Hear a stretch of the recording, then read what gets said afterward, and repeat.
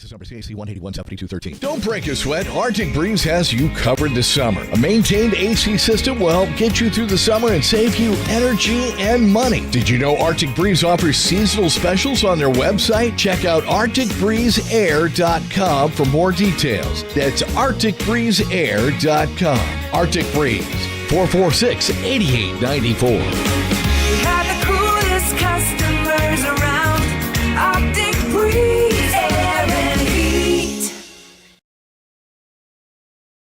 So you're ready to freshen up the look of your home? You'll see a whole new world when you look through your windows. Blinds and Plantation Shutters by Jason. Whether it be plantation shutters, window shades that roll up and roll down, horizontals, verticals, even draperies and cornices. And because we're locally owned, we can come out, measure, and install quicker than anyone. Call us anytime we're in Palm Coast, 386-445-5611. BlindsByJason.com. When you need cash, cash it in. Hi, this is Rich. And I'm Shelly. We pay cash for just about everything. And we buy gold. Anything of value, chances are we'll pay you cash. Oh, and if you're looking for a great deal on a diamond ring, We got a great selection of jewelry in stock. Come in and check us out. musical instruments, DVDs, video games, and more. You never know what you're going to find at Cash It In Jewelry and Pawn. We're easy to find, just 1 mile west of Belterra on 100. So come see us. Or give us a call at 263-2920. And cash it in. Did your dog chew on your eyeglasses? Really, it happens. Dogs love eyeglasses. This is Jade with iStyle Optical. With our new in-house digital lab, you'll get a pair of glasses the same day or next in most cases. iStyle Optical in the Winn-Dixie Plaza on Palm Coast Parkway. Hey, do you know somebody who'd like to move to this area? It's a tough housing market out there right now. I know. I've been doing this for 40 years. I know all the builders, the neighborhoods in the area. I know where the $1 million mansions are and where to find the good starter homes. Give me a call anytime. I'd be happy to help. I'm Memory Hopkins. Everybody knows me around here, from lighthouse to lighthouse. My cell phone is 386-931-9464. Memory Hopkins Real Estate. Let's talk.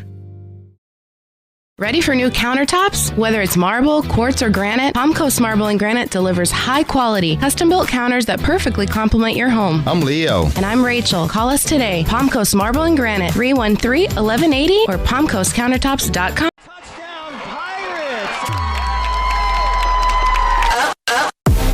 Yeah, here we go. We are ready for some football here tonight. Pirates take the field. He's got some room to run. He's dangerous out there. Jumps over somebody again. And it's a touchdown. Can you believe it? Daquan Evans takes it to the house.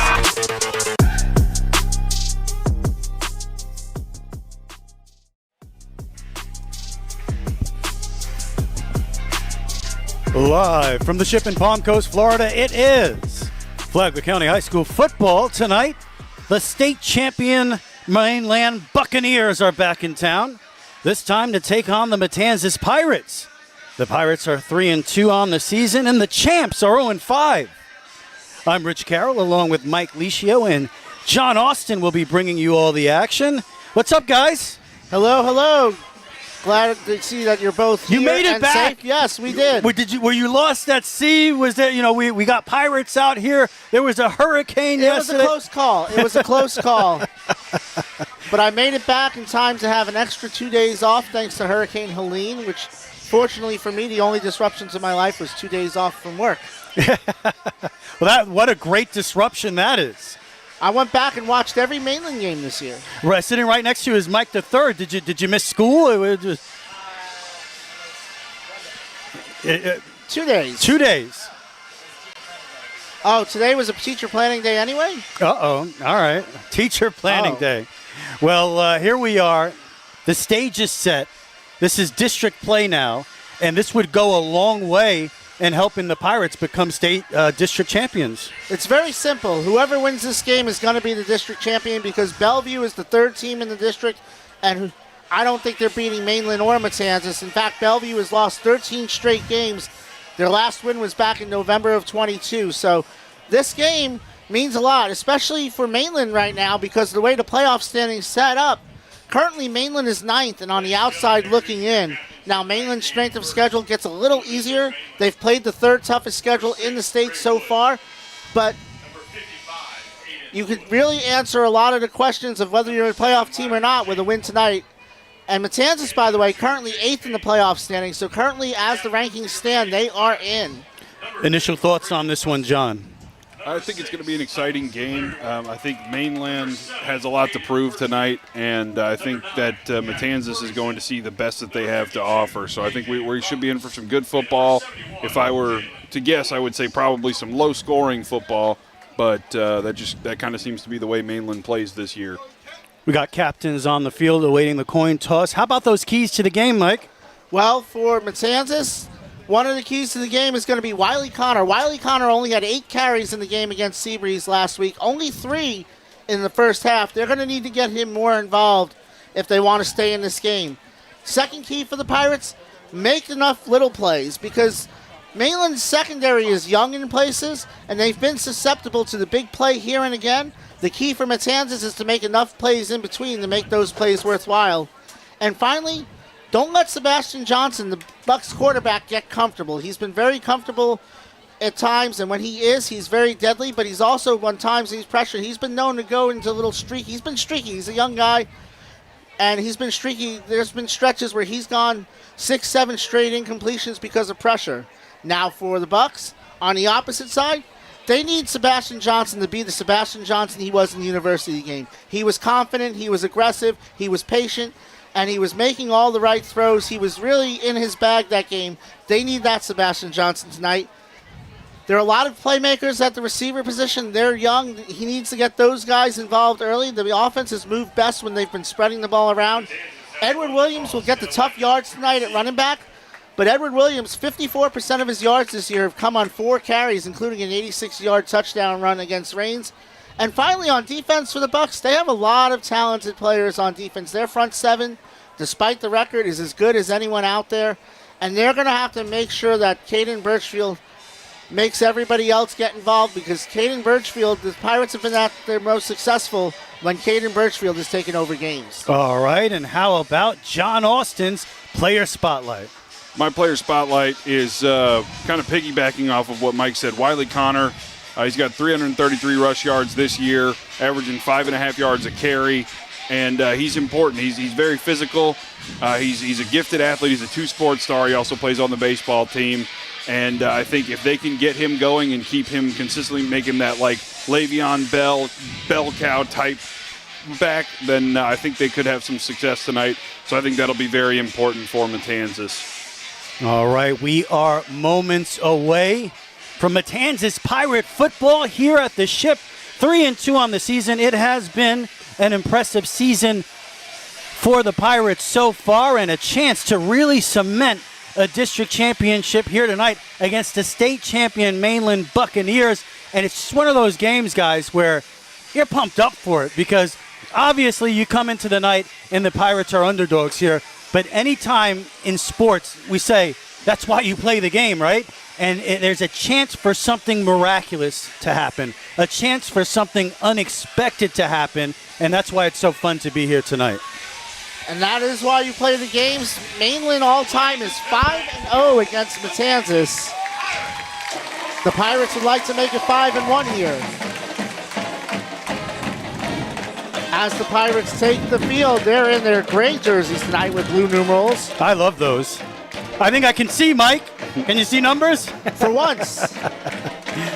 We're getting excited. We're getting pumped up here for Flagler County High School football. We'll be back with the first pitch in 30 seconds. The first pitch. The first kickoff. License number CAC 1817213. Don't break a sweat. Arctic Breeze has you covered this summer. A maintained AC system will help get you through the summer and save you energy and money. Did you know Arctic Breeze offers seasonal specials on their website? Check out ArcticBreezeAir.com for more details. That's ArcticBreezeAir.com. Arctic Breeze, 446-8894. We have the coolest customers around. Arctic Breeze Air and Heat. All right, we are back here at the Ship, moments away from Pirates Buccaneers, a showdown here in Flagler County. to crown the eventual district champions. Stepping up to the microphone with the play-by-play, Mike Licio. I guess it's a little unfair to count Bellevue out, but they have lost 13 straight games, so I think we're okay. They're at the Villages Charter. Maybe they get off the schneid tonight. Noah Lehman will kick off for the Buccaneers. And that reminds me that I forgot to mention something that bears repeating, and that is that Alex Prosek will be out tonight with a hip flexor injury, so the Pirates will not have a kicker. Wow, that's big news right there. So what do you think they'll do on extra points? Is it go for 2 all night long? I hope it's go for 2 all night long, because that means they're scoring touchdowns. There you go. Yeah, I hope they're attempting at least 4 or 5 two-point conversions here tonight. Lehman had some big shoes to fill at kicker because his predecessor was a very accomplished kicker who kicked the game-winning field goal in last year's state championship game, a game Michael and I keep trying to forget, against the alma mater, St. Augustine, or in his case, the future alma mater. Lehman steps into it. It's a high end-over-end kick. That's fielded by Powell. He's up the seam. He's out to the 35-yard line. It'll be good field position for the Pirates to start. Yeah, I did see the punter for the Matanzas Pirates tonight is going to be, I didn't get his number, but he was a big fella. So, and he looked like he had a good leg on him, but it'll be interesting to see how they deal without Prosek. So they are going to mark the ball at the 30. You see, it looks like that's Jace Payne checking out the field there, which field is not in as bad shape as you would have thought with the Hurricane Helene passing through, but Did you get out there and walk the field, any of you guys? I did a little bit. I walked basically across the southern end zone, and it's not too bad there. Birchfield in the shotgun. He's going to give it to Connor to start. Connor bouncing it outside. He's got a hole, and he's going to be close to a first down. Boy, that is a good sign for the Pirates there. A nice run by Wiley Connor on first down. You got to like to see that.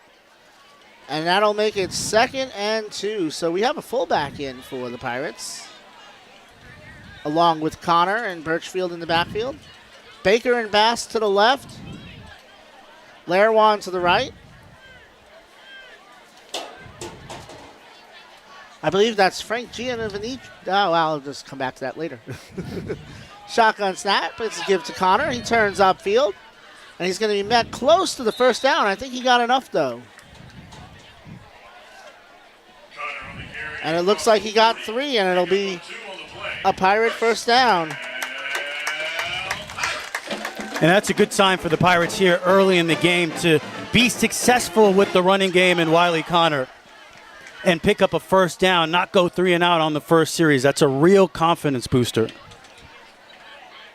So I do believe that's Frank Giannivici at fullback for the Pirates. It's a shotgun formation with Connor behind Giannivici. Baker on his own to the left. Lairwan and Bass to the right. 10:41 to go in the first quarter. We are scoreless as Birchfield calls for the snap. It's a low snap. He gives it to Connor. Connor cuts inside, and he's going to pick up about 4 on the play, maybe 3. And it'll be 2nd down. Still positive yardage there on first down. You pick up 3 yards. You set yourself up here for Caden Birchfield to make a play on 2nd down. Looks like the safeties are starting to cheat up for the Buccaneers. Baker to the left. Bass and Lairwan to the right. Giannivici and Connor in the backfield with Birchfield.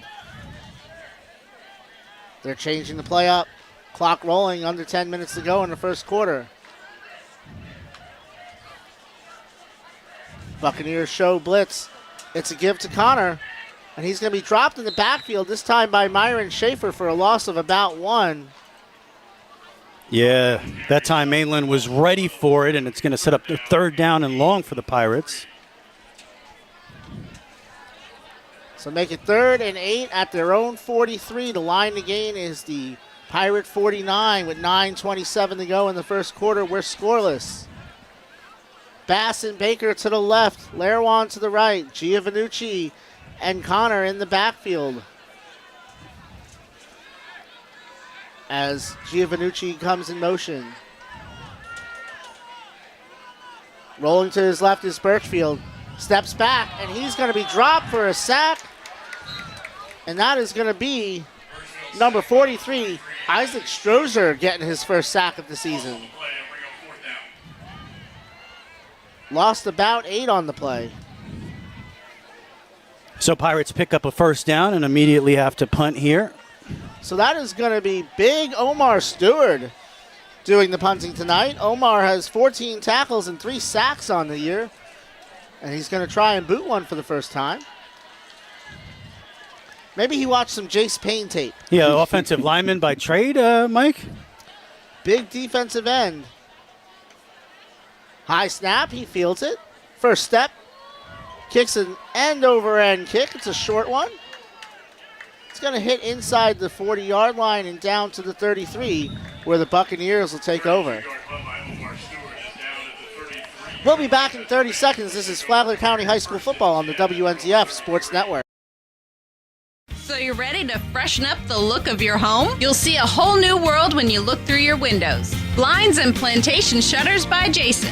Whether it be plantation shutters, window shades that roll up and roll down, horizontals, verticals, even draperies and cornices. And because we're locally owned, we can come out, measure, and install quicker than anyone. Call us anytime we're in Palm Coast, 386-445-5611. BlindsByJason.com.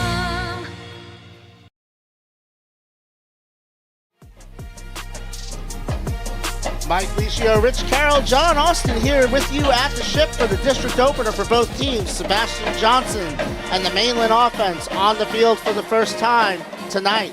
Johnson takes a snap.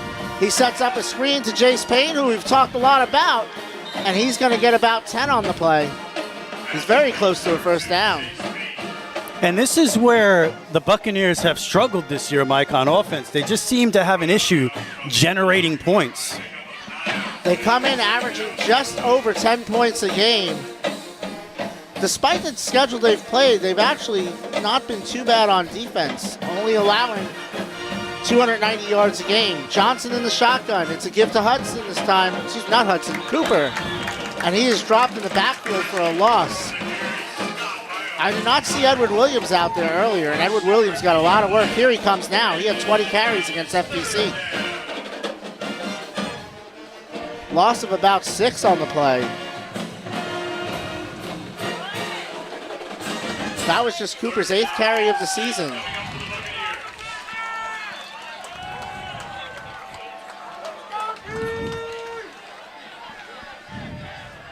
Patrick Lake and Cadet to the left. Now Cadet comes in motion. It's a give to Williams up the middle on 3rd and 6, and he's got the first down. Yeah, that was an opportunity that time for the Pirates to get their defense off the field. Didn't happen. First down for the Buccaneers. And that was big Edward Williams. Like I said in the pregame, he's only averaging 4 yards a carry this year, but he's gotten the tough yards for him. Jace Payne out wide to the left. It's a give up the middle. Williams shakes a tackle, and he's going to fall forward for about a gain of 4. Williams on the carry across midfield to Matanzas 49. So bring up 2nd and 6 at the 49-yard line. Line to gain of 44. We'll call it 2nd and 5.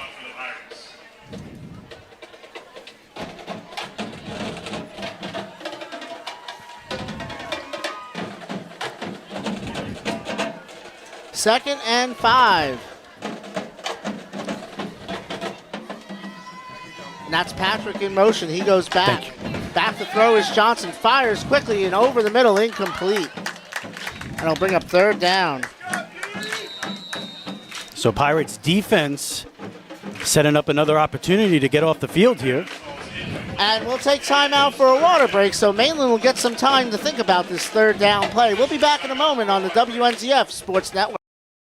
When you need cash, cash it in. Hi, this is Rich. And I'm Shelly. We pay cash for just about everything. And we buy gold. Anything of value, chances are we'll pay you cash. Oh, and if you're looking for a great deal on a diamond ring, We got a great selection of jewelry in stock. Come in and check us out. musical instruments, DVDs, video games, and more. You never know what you're going to find at Cash It In Jewelry and Pawn. We're easy to find, just 1 mile west of Belterra on 100. So come see us. Or give us a call at 263-2920. And cash it in.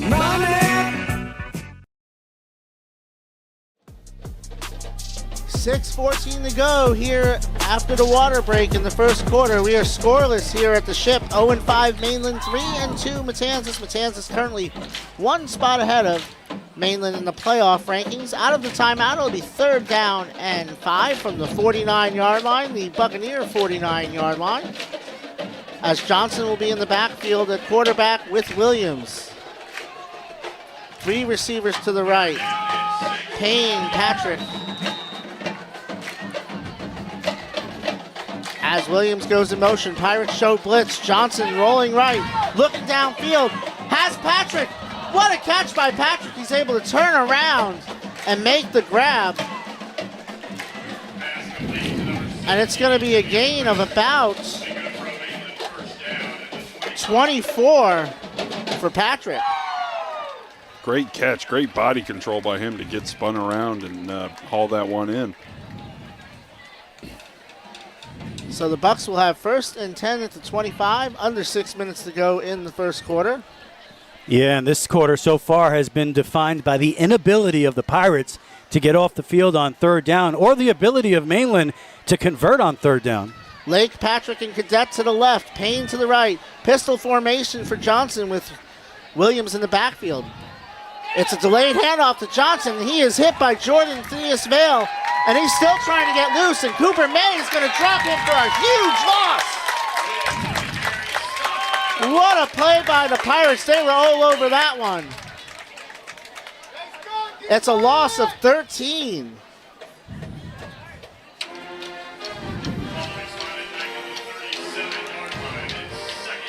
That is not necessarily what you want if you're the Mainland Buccaneers, to be behind the sticks by 13 yards. Not ideal for 2nd down.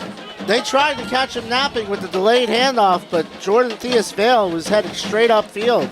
Yeah, that's going to move the Buccaneers all the way back to the 38-yard line, so clearly at a field goal position back here. 2nd and 22. Johnson back to throw, fires complete to Cadet over the middle. Pretty close to the original line of scrimmage, maybe a couple more down to the 23. It's a gain of 14.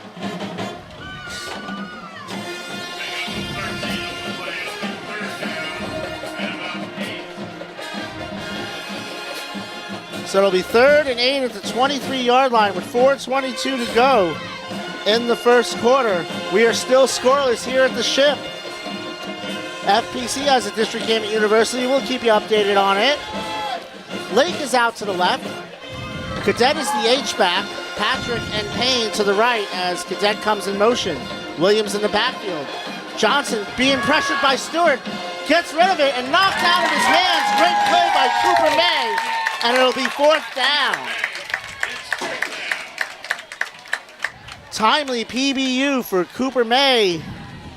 And it'll bring up 4th down. And it looks like we're going to see Noah Lehman come onto the field. He has only attempted 1 field goal this year. It was a miss.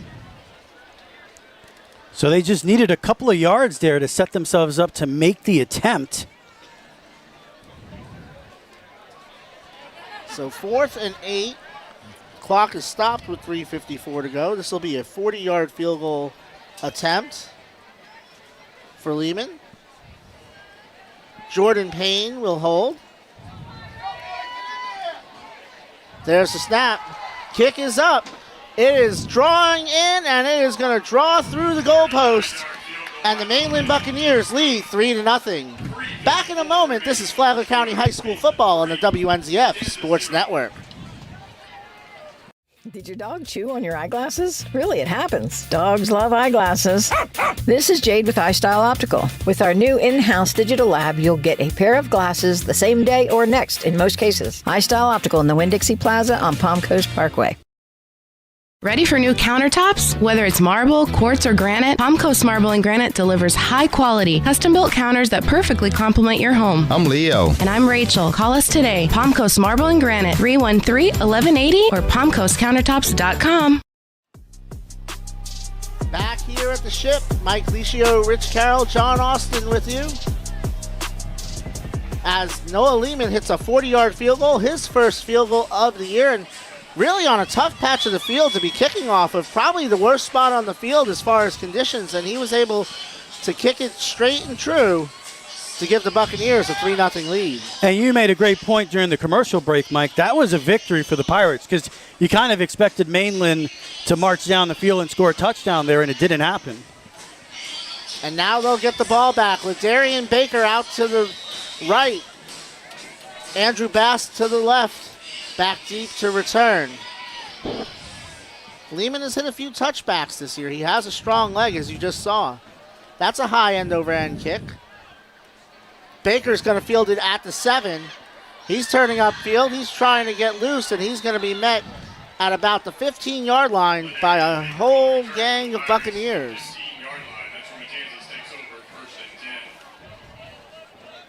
So Matanzas, they had a little success running the football on that first drive. They got a first down. Maybe we can see if they can expand on that a little bit here, open the playbook up and take some chances. They did not get to attempt a pass. They had one pass play called, and it was a sack on the last series. That's a big front line. You see number 55, Aiden Lewis. Next to him is Travell Adams, the former FPC Bulldog, and number 26, Antonio Wilson Jr., who has had a great season for the Buccaneers as well. They'll rotate in a lot of defensive linemen in this game. Birchfield back out there with Connor and Giovannucci in the backfield. Bass and Baker to the left. Lairwan to the right on 1st and 10 from the 15. It's a counterplay to Connor. He goes off the right side for solid yardage here. Picks up 5 on the play. Yeah, Pirates have had success so far here early in the game on first down. Something to build on. This is a Mainland run defense that's only allowing 106 yards a game. Be 2nd and 5 at the 20.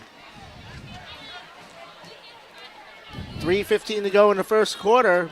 Ball at the 20-yard line. Baker and Bass to the left. Lairwan to the right. Giovannucci and Connor in the backfield. It's a give to Connor, and he is able to shake free in the backfield and did a good job to get back to the line of scrimmage, and that is going to be, well, it's not going to be anything, but little extracurriculars that time from Aiden Lewis.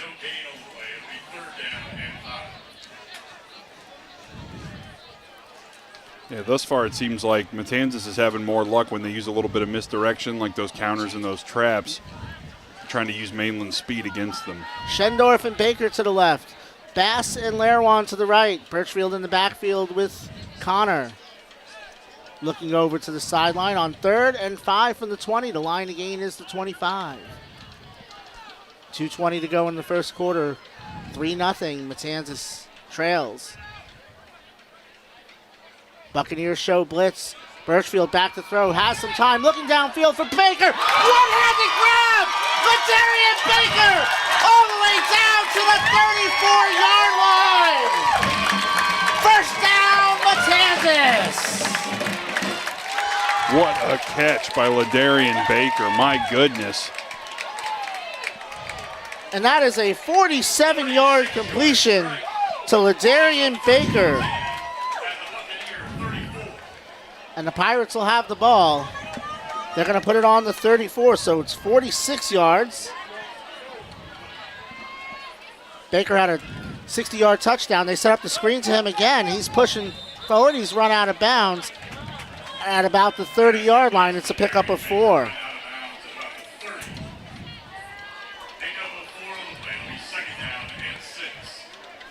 So 1:48 to go. The clock stops.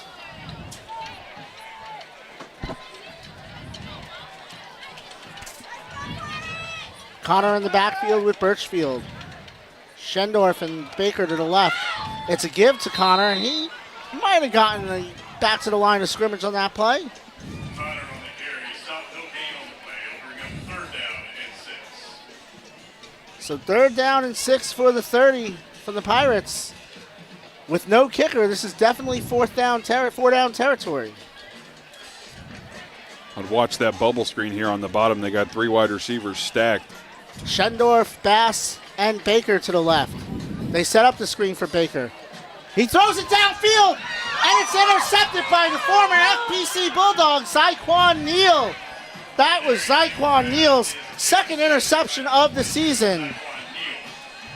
And the Mainland Bucks will take over in the red zone, or in their own territory. We'll be back in 30 seconds. This is Flagler County High School football on the WNZF Sports Network.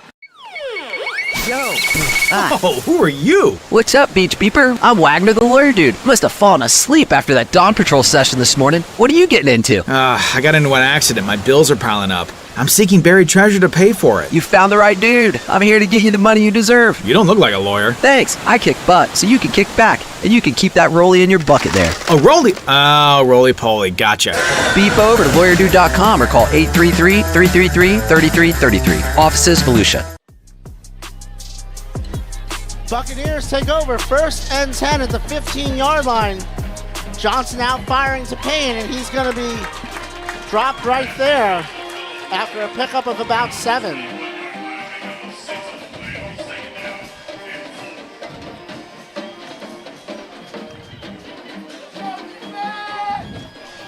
So 1st down for the Bucks after the interception.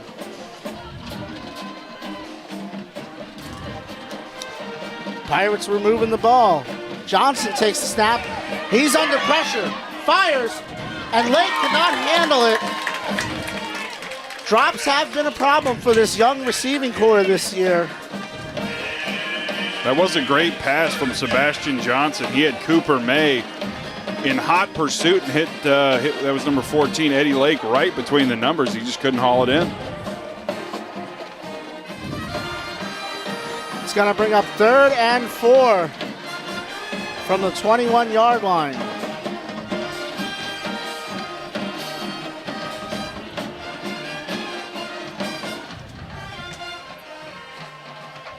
This time it's Christian Cooper to the right.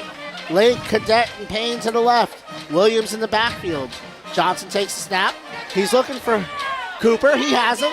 He's close to the 1st down. He's got the 1st down. He's taken down there by Jeffrey Powell. Picks up about 8 on the play.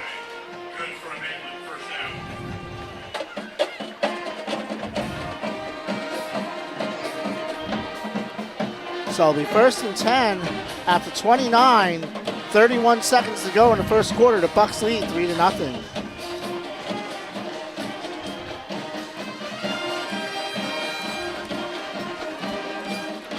Johnson in the shotgun. 3 receivers to the left. Looking that way. Fires it a little too tall for Payne, and it's incomplete. And this has been a combination of what you've seen from Mainland in the passing game when they've struggled. Some overthrows, some drops, but also the ability to make some big plays. And there also seems to be no rhythm to what they're doing. They get a good running play, then the passing play, timing's a little bit off. They'll gain a couple of yards. They'll lose a couple of yards. There doesn't feel to be any rhythm right now with what the Buccaneers are doing. Johnson, 5 for 9 for 60 yards. He's in the shotgun on 2nd and 10. Looking to throw. Has some time. Still looking. Now he takes off running, and May is going to run him out of bounds, but not before he gets close to the 1st down. Looks like he's going to be very close. They do say he got the 1st down, so a pickup of 10 for Johnson. So that's a tough one. That's one thing the Buccaneers have done well here tonight. They've been able to convert on 3rd and long and keep these drives going. A couple long drives dominating the time of possession here in the 1st quarter, the Mainland Buccaneers. Buccaneers have had the ball close to 7 minutes in the first quarter. 9 seconds to go in this first quarter. They lead 3-0. Johnson back to throw. Pressure coming. Steps up. Has room to run. There's a flag on the play. He's going to be knocked out of bounds. And considering what they didn't call when a lineman was dragging Birchfield down the field, that seems like a ticky-tack late hit penalty. So these will offset. That'll be the end of the quarter. After this, we'll sort out the penalties. I heard the crowd just screaming, holding. That's me watching the Jet game at home on every play, Mike, when they're on defense. They did pick up the late hit penalty. So that'll be a penalty on the Bucks, a holding penalty, and that'll be the end of the first quarter. Mainland leads 3-0. Back for the second. This is Flagler County High School football on the WNZF Sports Network. Hey, do you know somebody who'd like to move to this area? It's a tough housing market out there right now.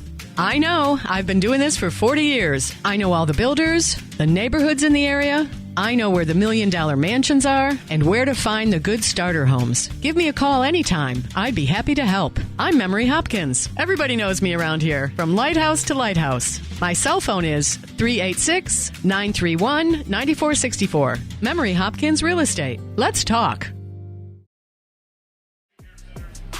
And we are back at the Ship in Palm Coast, Florida. I'm joined by Mike Licio and Rich Carroll. And the Mainland Buccaneers have got themselves in a bit of a pickle here. It looks like it's going to be about 1st and 22 from their own 29-yard line after that holding penalty on the first down at the end of the first quarter. First penalty of the game for either team. Love to see a good, clean game. Johnson is back in the shotgun formation. Looks like he is joined by number 4, Edward Williams. Out to his left is Jace Payne and Houston Cadet. Johnson takes the snap. He's looking left to Jace Payne, and he is brought down very quickly by some good gang tackling by Matanzas. He was brought down by number 4, Kenneth Robinson of the Pirates. Great open field tackle. Did not let Jace Payne get out into open field. Looks like he might have actually lost a yard on that play. That was really good open field tackling from Kenneth Robinson, the junior. Pirates have outgained Mainland 68-65 in the game to this point. So looks like it'll be about 2nd and 21. Another shotgun formation with Sebastian Johnson and Edward Williams in the backfield. Johnson takes the snap. He's back to pass. He's looking for Jace Payne. Jace Payne gets up and gets it, but he is met almost immediately by a host of host of Pirates. And looks like it'll bring up about 3rd and 12. That was a gain of about 9 from Jace Payne. Great catch getting up. It looked like it might have been an overthrow. And a fantastic job by the Pirates not letting him get any of that yak, right? As soon as he got the ball, they were all over him. It looked like it was Kenneth Robinson with the tackle again on that one. He seems to be mirroring Jace Payne around the field, trying to lock him down.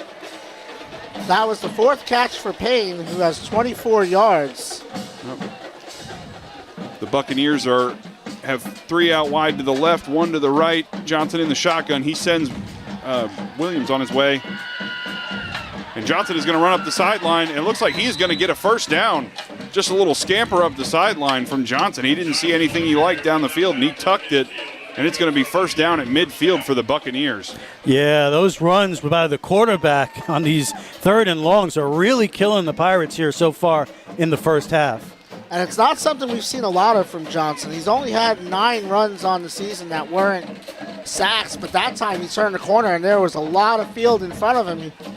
You've seen him, though. Normally he's keeping his eyes downfield looking for receivers, but when you have that much room to run, how can you pass it up?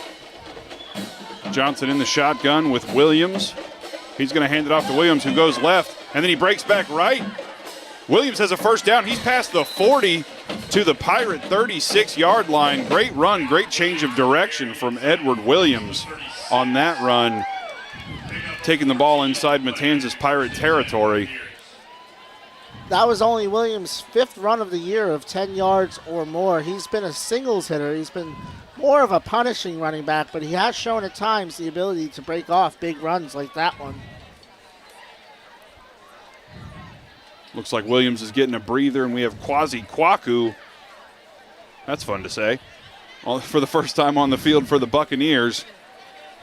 With 3 out wide to the left, Johnson in the shotgun. And we have a pre-snap penalty. It looks like it might be a false start on the Buccaneers.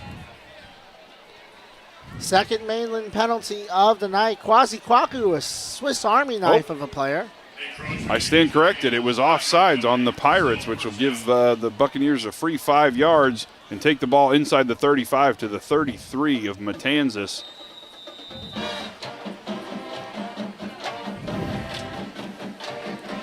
Sebastian Johnson looks to the sideline, looks to his coach, Squatty Bell, for the call on 1st and 5 from about the Matanzas 33-yard line. I'm sorry?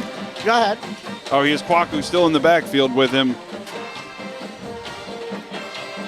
3 out wide to the left. Johnson takes the handoff. He pitches to Kwaku, who has space on the left side. Kwaku is at the 10. He's at the 5. He's inside the end zone. Touchdown, Buccaneers. Kwaku with all sorts of space to his left side, and he takes it to the house for the Buccaneers, who are going to take a lead here, up 9-0, pending the extra point. Quasi Kwaku is the Swiss Army knife. He's played offense, he's played defense, he's returned kicks, he has an interception, and now he has his first rushing touchdown of the season. Great blocking on the outside. It did look like they might have missed a holding call from the left tackle, but like they say, you can call holding on any play in football if you really want to. Lehman is on to take the extra point for the Buccaneers. The kick is up, and it is good right through the uprights. It'll be 10-0 Mainland Buccaneers, 9:43 to go in the second quarter. We'll be back in 30 seconds. You are watching and listening to Flagler County High School football on the WNZF Sports Network. License number CAC 1817213. Don't break a sweat. Arctic Breeze has you covered this summer. A maintained AC system will help get you through the summer and save you energy and money. Did you know Arctic Breeze offers seasonal specials on their website? Check out ArcticBreezeAir.com for more details. That's ArcticBreezeAir.com. Arctic Breeze, 446-8894. We have the coolest customers around. Arctic Breeze Air and Heat. We are back at the ship here at Matanzas High School in Palm Coast. The Buccaneers had a long drive after the interception, taking it to 10-0 for the Buccaneers over the Matanzas High Pirates. Mike, what did you think? Where did you think it went wrong on that drive for the Pirates? I just think that the Mainland offensive line was dominant on that drive. 11 plays, 85 yards, took 3 minutes and 17 seconds off the clock. And of those 85 yards, 66 of them were on the ground. Lehman kicks off. It looks like that one might squeak out of bounds, and it will. So the Pirates will have pretty good field position starting out the second quarter for them.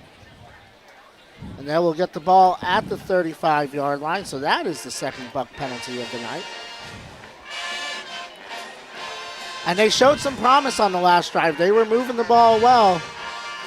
They did. It was just an unfortunate trick play that led to the demise of that drive. And Zyquan Neal came a long way to make that play. It was a great catch. I don't think we should underrate that. It was a great diving catch by Zyquan Neal.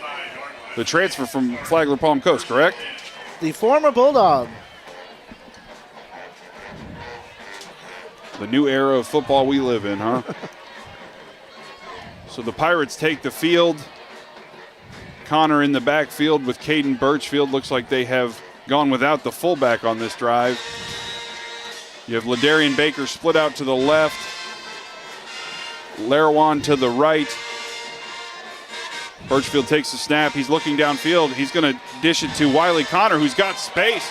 Wiley Connor is past the 50. He's going to take it into Buccaneer territory.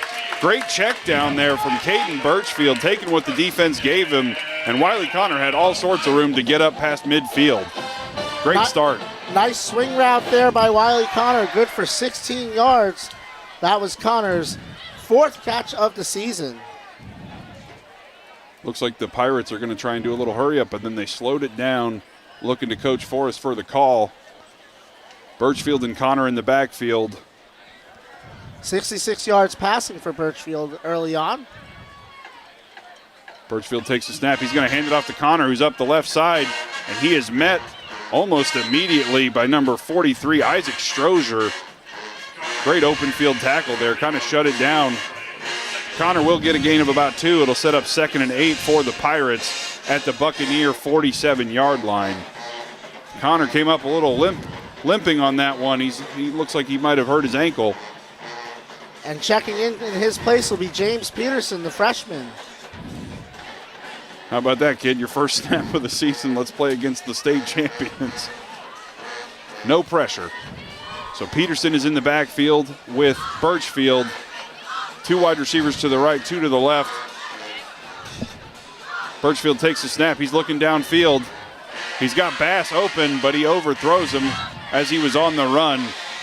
Some good pressure there from number 26, Antonio Wilson Jr., the Mainland defensive end, that made Birchfield pretty uncomfortable, and he had Bass for a decent gain if he could have taken a little mustard off of it. That was a good job by Peterson to pick up the blitz from the other side to protect Birchfield's blind side, but coming right at him was Wilson, and it forced him to alter his pass, his first incompletion of the night. Birchfield and Peterson in the backfield. Schendorf and Ladarian Baker out to the left. Larawan and Bass to the right. Birchfield takes the snap. He's rolling to his right. He's looking downfield. He's looking for Larawan, who had his man beat, but the ball was just a little open. But it looks like there might be an after the play flag on Mainland. Little extracurriculars from number 55 there. And that's the second time tonight that he has been. And Coach Forrest is not happy about it. He's barking at the officials out there. Well, he's wondering why he came all the way over to the Pirates sideline.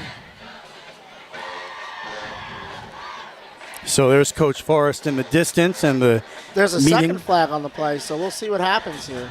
Maybe the Pirates get another shot here.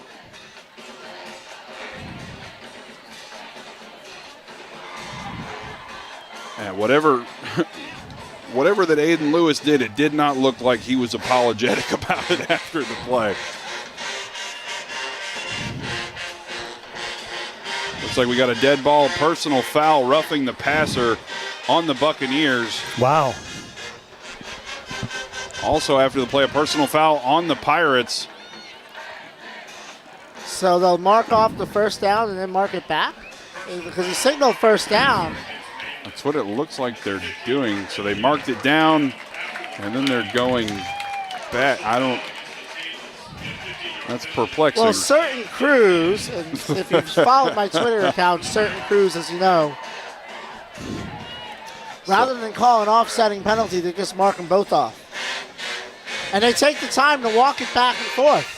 It looks like they are going to give the Pirates a first down for their troubles, though. So I guess that's ultimately a win for the Pirates. And they'll have 1st and 10 from the Buccaneer 47-yard line.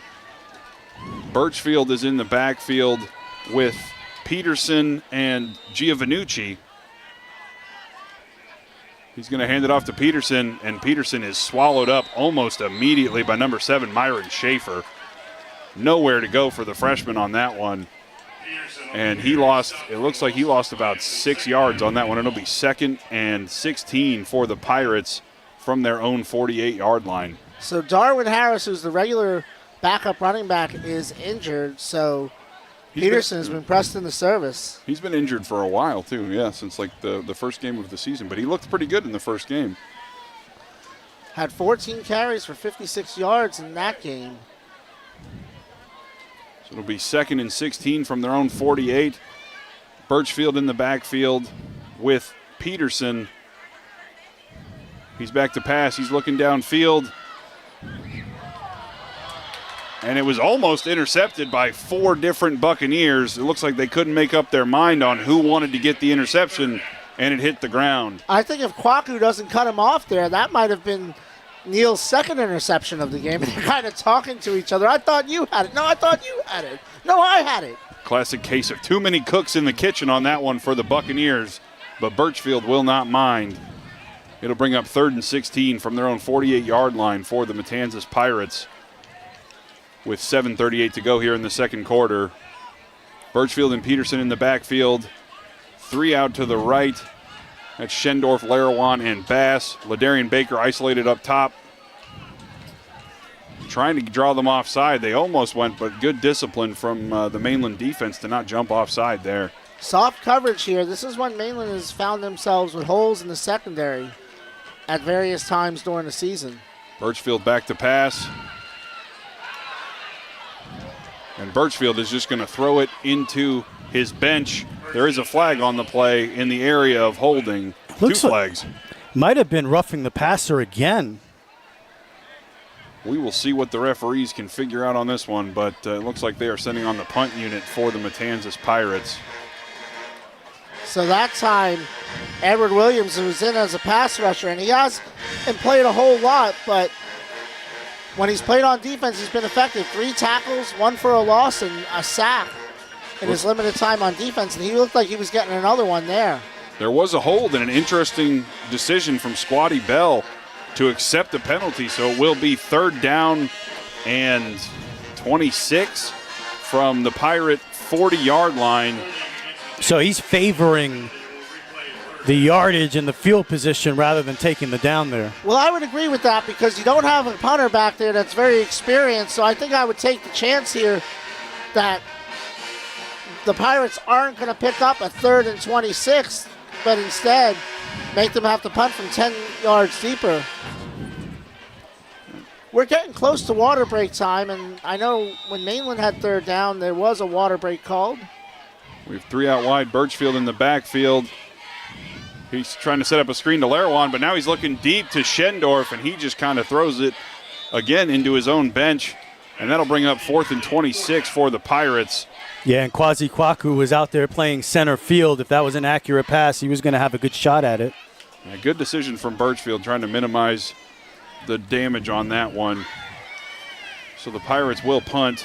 Big number 21, Omar Stewart, back to punt. We love to see a big punter or kicker in this booth. Hits close to home for one of us more than the others. Omar had a decent punt his first punt. Back to receive for the Buccaneers is number 17, Jameel Patrick, who is right about at the 1st down marker. So he is not respecting the punting ability of the defensive lineman Omar Stewart. Let's see if he can prove him wrong. Pirates having a little bit of an issue with the... So both teams have the defensive ends punting tonight, but I can tell you, advantage Mainland on that one. And Stewart punts, and it comes off the side of his foot, and it looks like it is going to die right at about the 48-yard line of the Mainland Buccaneers. So they will have, looks like we have another flag for some extracurriculars. We'll have to see what the referees can sort out from that.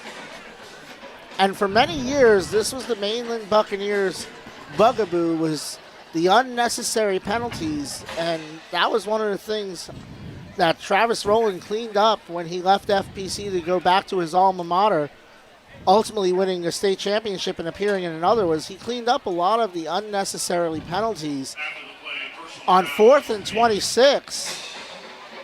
But it's after the play, so it just will send Mainland back. But still, Mainland has been penalized for 65 yards already in this game.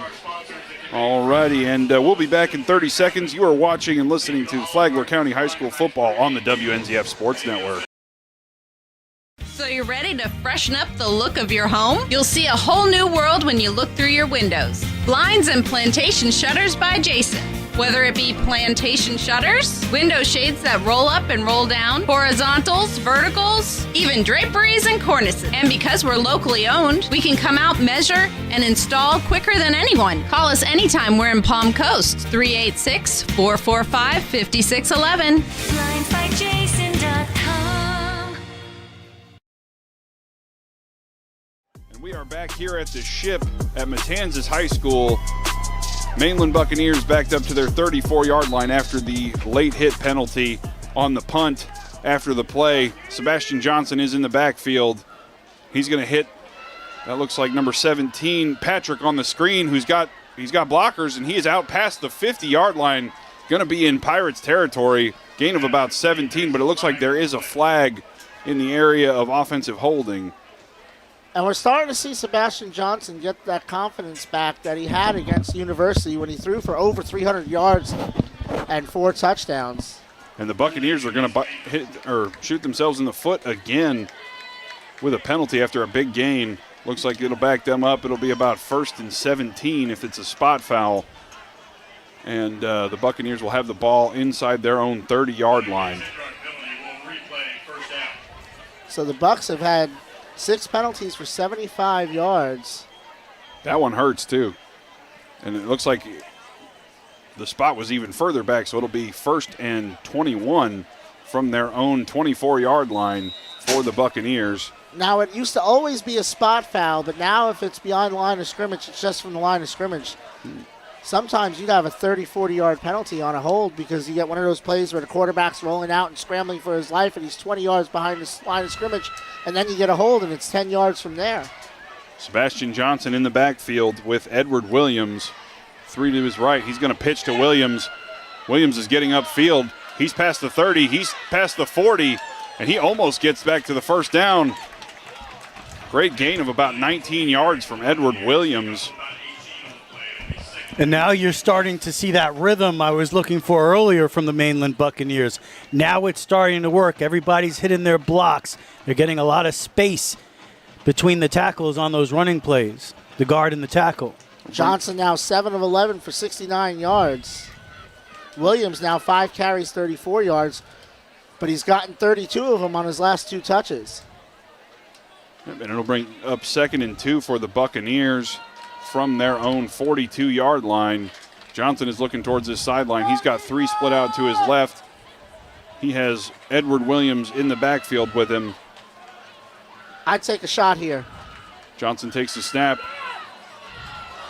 Ooh, and it was tipped and almost intercepted. Number 4, Kenneth Robinson, was looking for it. That'll bring up 3rd and 2 for the Buccaneers. That was a close call. That was almost one of those magical moments you look for. Almost a pick 6 on the deflection. Went right through the hands of Jameel Patrick. It was a little overthrown, but it still did hit him in both hands. So it'll bring up 3rd and 2 for the Buccaneers from their own 42-yard line. Johnson in the backfield with Williams. He's got 2 to his right and 2 to his left. I think you know where to go in here. Johnson hands it off to Williams, who is powering, but it looks like he is going to be stopped by the Pirates just shy of the first down at the 44-yard line. Looks like that'll bring up about 4th and inches for the Buccaneers. Some more extracurriculars after the play between the two teams. No flags thrown this time, though. The referees have yet to signal if it's going to be a first down. And they're going to call timeout? No, they looked like they were going to call for a measurement, and then he signaled first down. Never let them know your first move is what the referee said. Not sure about that spot. It looked like they stopped his forward progress just before the line to gain, but spot was good enough for a first down. Not even worth checking. Oh, so that'll bring up 1st and 10 from their own 44-yard line for the Buccaneers. Johnson in the backfield with Edward Williams. He's looking to his sideline for an audible. Update on FPC football, 7-7 with 6:26 to go against University in the first half. Johnson is looking to his left, signaling to his wide receivers. He takes the snap, and he gets it out quickly to Eddie Lake. Eddie Lake has some space on the outside, and he is going to get a first down, and he is to the 40-yard line of the Pirates. Great downfield blocking from his wide receiving friends on that one, and Lake explodes for about 15 yards. Just an awful lot of space out there for Eddie Lake to make his move, and once he got past the first tackler, a lot of space for him. Great job that time by Cadet to seal the edge there so he can get downfield. Johnson has completed 3 of his last 4 passes. He's thrown the ball to 5 different receivers tonight. Yeah, like Rich said, it looks like the Buccaneers are starting to kind of find their rhythm here, which is not necessarily good news for the Pirates. The Buccaneers are in the shotgun. Johnson with Kwasi Kwaku behind him. In motion, he hands off to Kwaku, who is hit, but he spins out, and he's going to get about 4 on the rush down to the 36-yard line of the Pirates. Great job not going down on the first hit from Kwasi Kwaku there. That'll bring up 2nd and about 6 for the Buccaneers from the 36-yard line of the Pirates. Well, that's going to hurt his rushing average. He had 33 on the first carry. Now a measly 19 yards a carry or so. He was an all-area player in Atlantic last year, and he's done a little of everything for Squatty here. Pitch to Kwaku, who tries to get to the outside. He stiff arms. He's going to get upfield and just get out of bounds. Looks like he might have gotten a minimal gain of about 1. But a good job for him getting back to the line of scrimmage on that one. It looked like he had nowhere to go. Yeah, it looked like he was going to lose like 5 yards on that play, and just through sheer strength with the stiff arm, able to pick up a couple yards. That'll bring up 3rd and 5 here for the Buccaneers with 3:46 to go in the second quarter. Kwaku still in the backfield with Sebastian Johnson, who has 3 out wide to his left. Jace Payne, Patrick, and Eddie Lake.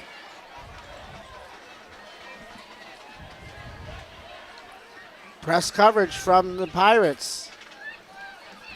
Johnson takes the snap, but it looks like we have a pre-snap penalty.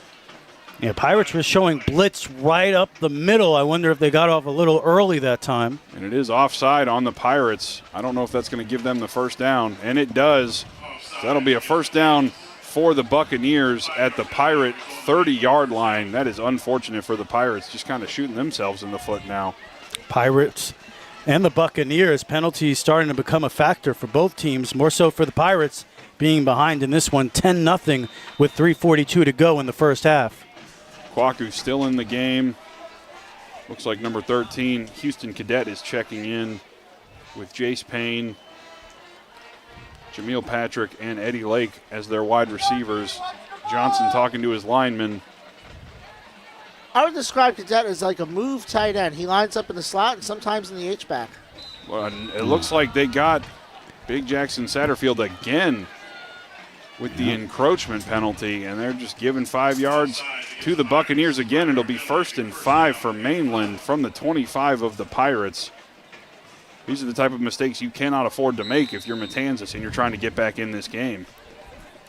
That is the 4th Pirate penalty, and the timing of them has been brutal for Matanzas. And at this point, you have to think that Mainland is inside field goal range, but I think they're looking for more right now. Johnson in the shotgun with Kwaku. He's back to pass. He's looking downfield. He's got Jace Payne if he can hit him, but he overthrows him. He had Jace Payne on the right side of the end zone, but just couldn't quite tone it down a little bit. And that'll bring up 2nd and 5 for the Mainland Buccaneers.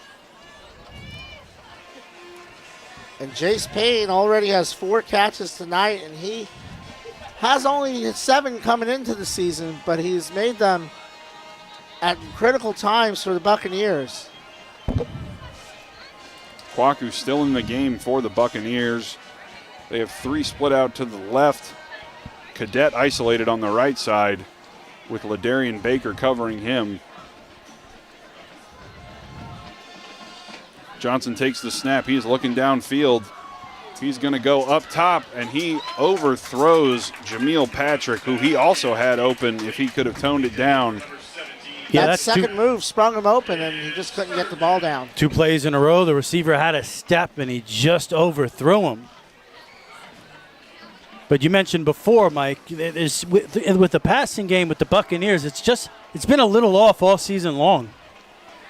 And really since that university game. In fact, Johnson has completed just 40 of his last 99 passes, so I can do the math on that. About 40% since that university game where he completed 2/3 of his passes. Johnson is in the shotgun. Edward Williams is checked back in for the Buccaneers on 3rd and 5 from the 25-yard line of the Pirates. And Johnson is going to tuck it himself and kind of saunter out of bounds. for a gain of about 8, and he will have a first down inside the 20-yard line of the Pirates. Everybody was downfield on that one. That's been the secret sauce here tonight. Every time they get in a little trouble, third down and long, Johnson takes it himself, calls his own number, and picks up the first down. And that's something we haven't seen a lot of from him this season. Not to say he can't run. Obviously he can. But he's mostly trying to keep his eyes downfield and make plays in the passing game. So I'm wondering if that is an adjustment that Squatty Bell and his staff made to just have him, when there's nothing there, take off and run. And in that case, and he's been running wide open. Didn't really take a lot of effort to get that first down. No, it looked like he was taking a leisurely stroll through the park. Johnson is back in the backfield with Edward Williams. My apologies. And he's looking downfield. He's got Jace Payne, and he's out of bounds. Jace Payne did come down with it, but could not get his feet down in bounds. So that'll bring up 2nd and 10 for the Buccaneers from the Pirates' 16-yard line.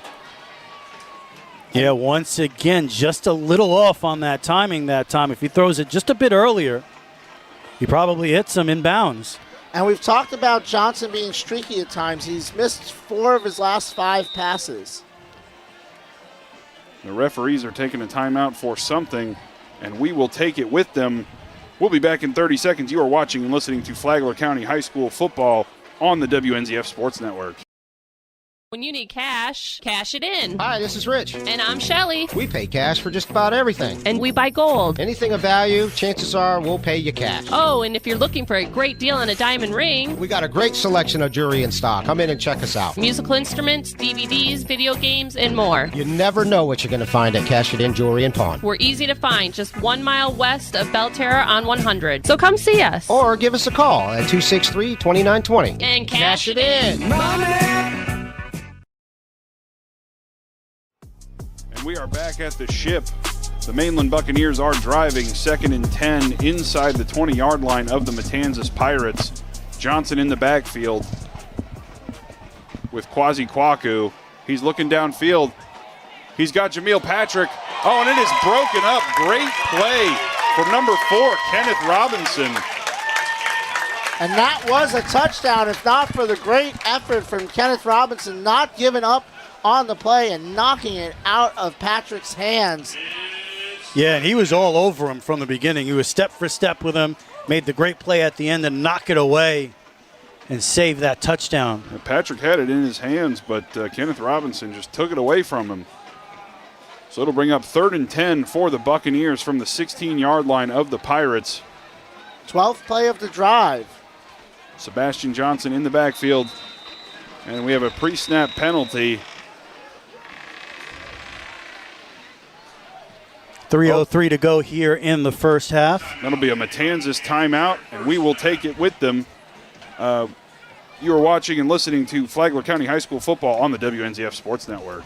Did your dog chew on your eyeglasses? Really, it happens. Dogs love eyeglasses. This is Jade with iStyle Optical. With our new in-house digital lab, you'll get a pair of glasses the same day or next in most cases. iStyle Optical in the Winn-Dixie Plaza on Palm Coast Parkway. Ready for new countertops? Whether it's marble, quartz, or granite, Palm Coast Marble and Granite delivers high-quality, custom-built counters that perfectly complement your home. I'm Leo. And I'm Rachel. Call us today. Palm Coast Marble and Granite, 313-1180 or palmcoastcountertops.com. And we are back at the ship. Friday night football in Flagler County. The Matanzas Pirates taking on the Mainland Buccaneers. It is 3rd and 10 for the Buccaneers from the 16-yard line of the Matanzas Pirates. Coach Forrest didn't like what he saw and took a timeout. What do you think they're going to do here, Mike?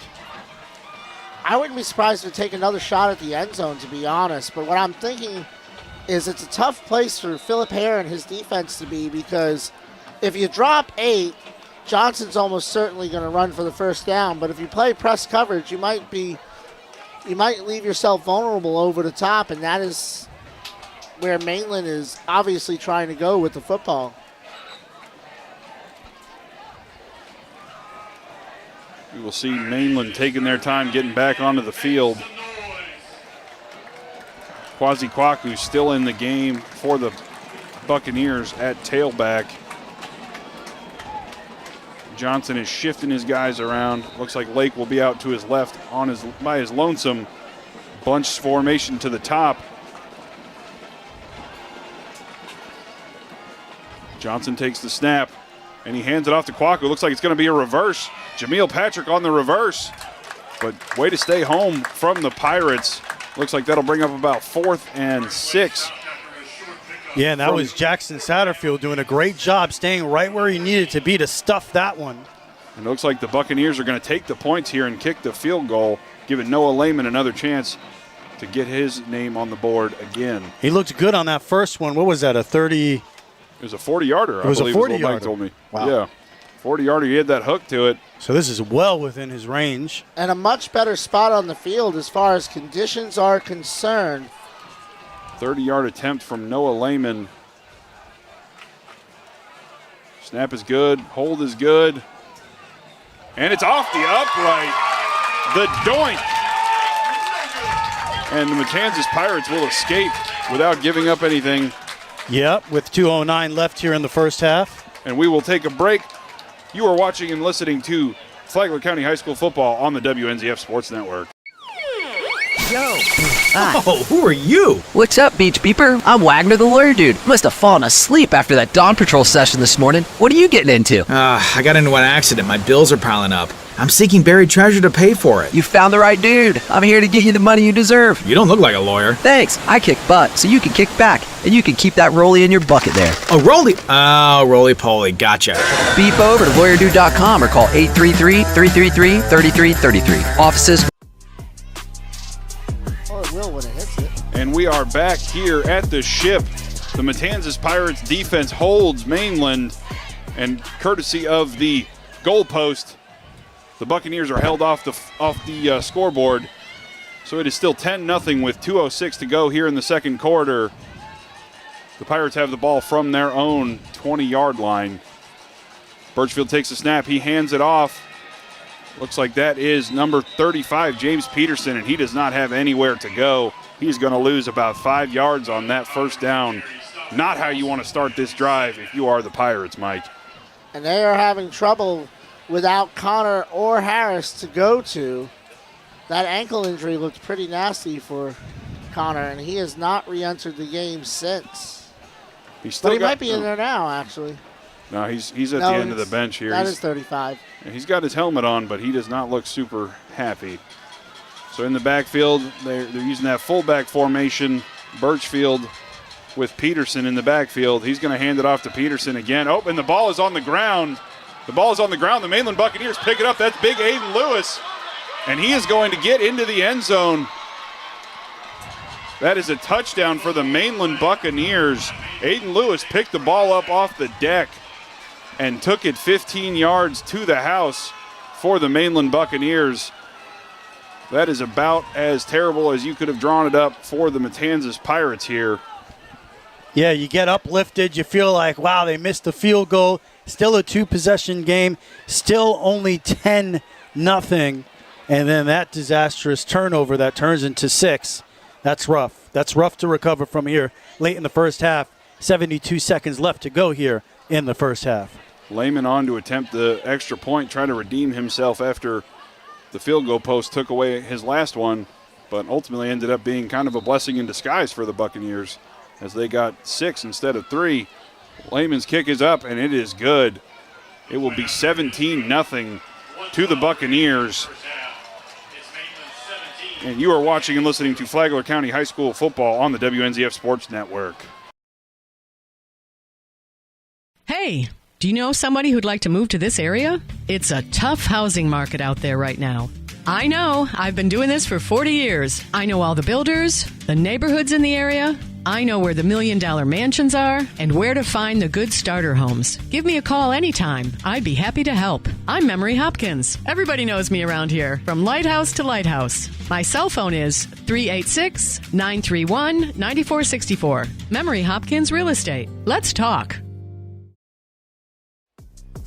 And we are back at the ship. Friday night football in Flagler County. The Mainland Buccaneers with a shot to the heart of the Matanzas Pirates here at the end of the first half.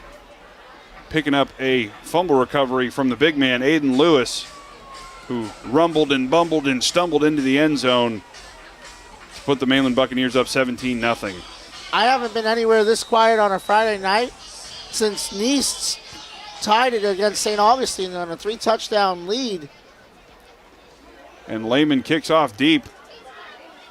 Oh, and it is going to be a touchback generously, as number 17, Jeffrey Powell, couldn't quite haul in the kickoff, which will give the Matanzas Pirates the ball at the 20-yard line with 1:12 to go here in the first half. What do you think they're going to try to do here, Mike?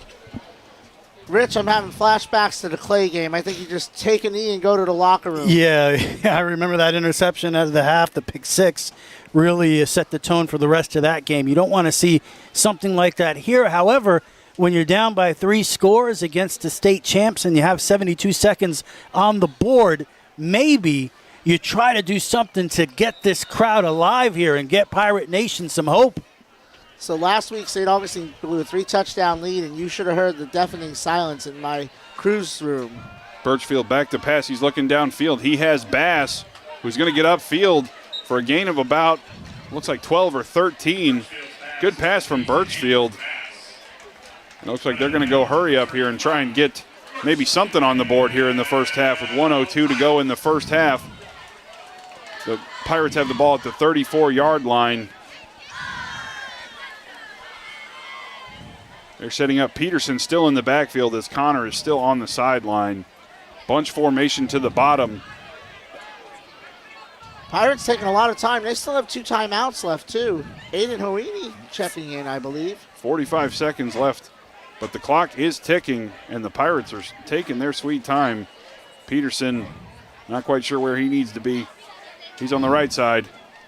Birchfield is going to take it up the middle on a keeper. Oh, and he is walloped by number 3, Tamaj Woodard of the Buccaneers. Boy, and he laid the Woodard to, to Caden Birchfield that time. He did, and the Pirates are going to take a timeout, 2nd and 6. And we are going to take it with them.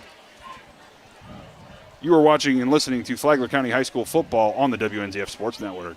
License number CAC 1817213. Don't break a sweat. Arctic Breeze has you covered this summer. A maintained AC system will help get you through the summer and save you energy and money. Did you know Arctic Breeze offers seasonal specials on their website? Check out ArcticBreezeAir.com for more details. That's ArcticBreezeAir.com. Arctic Breeze, 446-8894. We had the coolest customers around.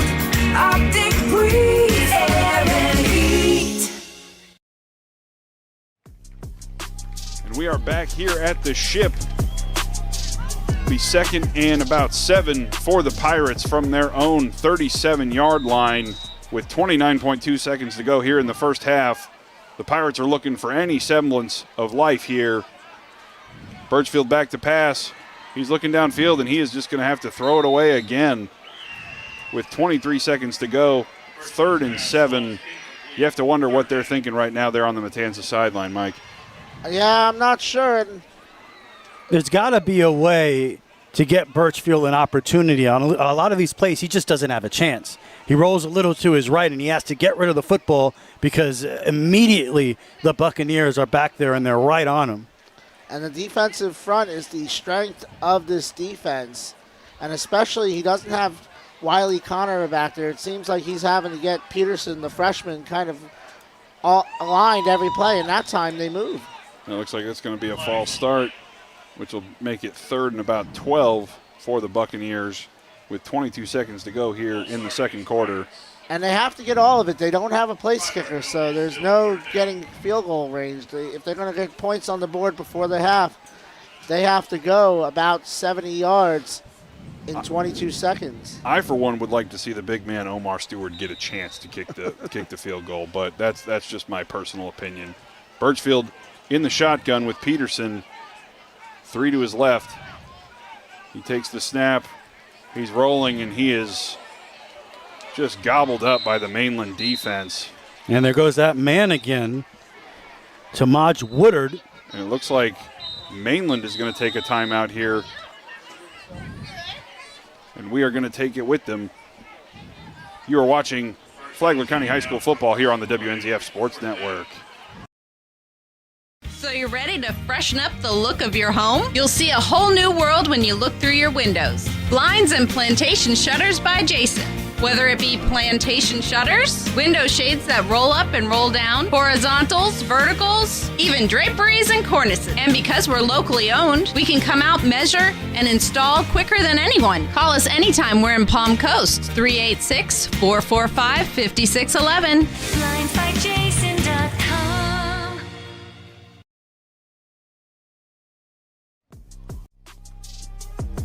And we are back here at the Ship, Friday Night Football in Flagler County. 19 seconds left in the first half, and I do want to mention there is a Matanzas Band of Pirates / Indian Trails Middle School halftime show coming up here, and we will have it live on the WNZF Sports Network, so stay tuned for that. And it looks like big number 21, Omar Stewart, is back to punt again for the Matanzas Pirates. Mainland taking the timeout, trying to make sure they have to punt this football and seeing if they can get on the board again before halftime. Patrick had a big return against Coffee County last week. Stewart gets the snap. Oh, and it is on the ground. And that is about as bad of a situation as you could ask for if you were the Matanzas Pirates. Stewart jumps on the ball at his own 10-yard line, and he's going to give Mainland great field position with 10 seconds to go in the half. So with 10 seconds left, Mike, do you just kick the field goal, or do you really try to pile on here? You got one shot, and you might have had two if the clock operator hadn't let 5 seconds run off the clock there. Yeah, Mainland has an argument to be made if they wanted to see if they would put a few more ticks on the clock. And they are going to put about 5 seconds on the clock. I think they're going to put it to 15, and I think that's right. So you have 2 shots, I think, before you have to kick. So I would take those shots. And this has been a bit of a capitulation from the Matanzas Pirates here at the end of this first half. 15 seconds to go. Mainland Buccaneers have the ball at the 10-yard line of the Pirates, seeing if they can lengthen their lead. Sebastian Johnson in the backfield with Edward Williams, who is dancing, which is kind of how the tone is feeling right now for the Mainland Buccaneers. He pitches it to Edward Williams. Edward Williams is getting upfield, and he is going to get into the end zone. Touchdown, Mainland Buccaneers. Wow. And there was a lot on the line going into this game for the Buccaneers. 0-5 on the season, uncharacteristic for them. However, with the win here tonight, they're still pretty much on schedule to win a district championship, get in the playoffs. So this was a huge game, everything on the line for the state champion Buccaneers, and they're getting it done here in the first half. 31 years in a row it would make it, because like I said, I don't think Bellevue's beating either of these teams. So whoever wins this game is the district champion. You know, let's not discount Mainland had out of 460 schools in the FHSAA, only 2 have played a tougher schedule than Mainland. So, you know, we got to give credit where credit's due. The 0-5 record is not because they're a bad team. It's because they've played a lot of world beaters. In fact, Matanzas is the only unranked team in the first 8 games of their schedule. And I want to take this opportunity to thank all of our listeners and viewers on the WNZF Sports Network. If you're in the car listening on 94.9 FM, go ahead and head on over to the Flagler Radio YouTube channel. When you get home, please subscribe to the channel. We're trying to get to 1,000 subscribers and show the power of Flagler County High School football and Flagler County sports. So head on over to the Flagler Radio YouTube page and check this game out and subscribe. It's right now 17-0 Mainland with 6.4 to go in the first half. Coming up at halftime, we're going to broadcast the halftime show. The performance of the Band of Pirates along with Indian Trails Middle School should be entertaining, so stick around for that. This has been a tough night on the field so far for the Matanzas Pirates. They lose one of their star players early in the game.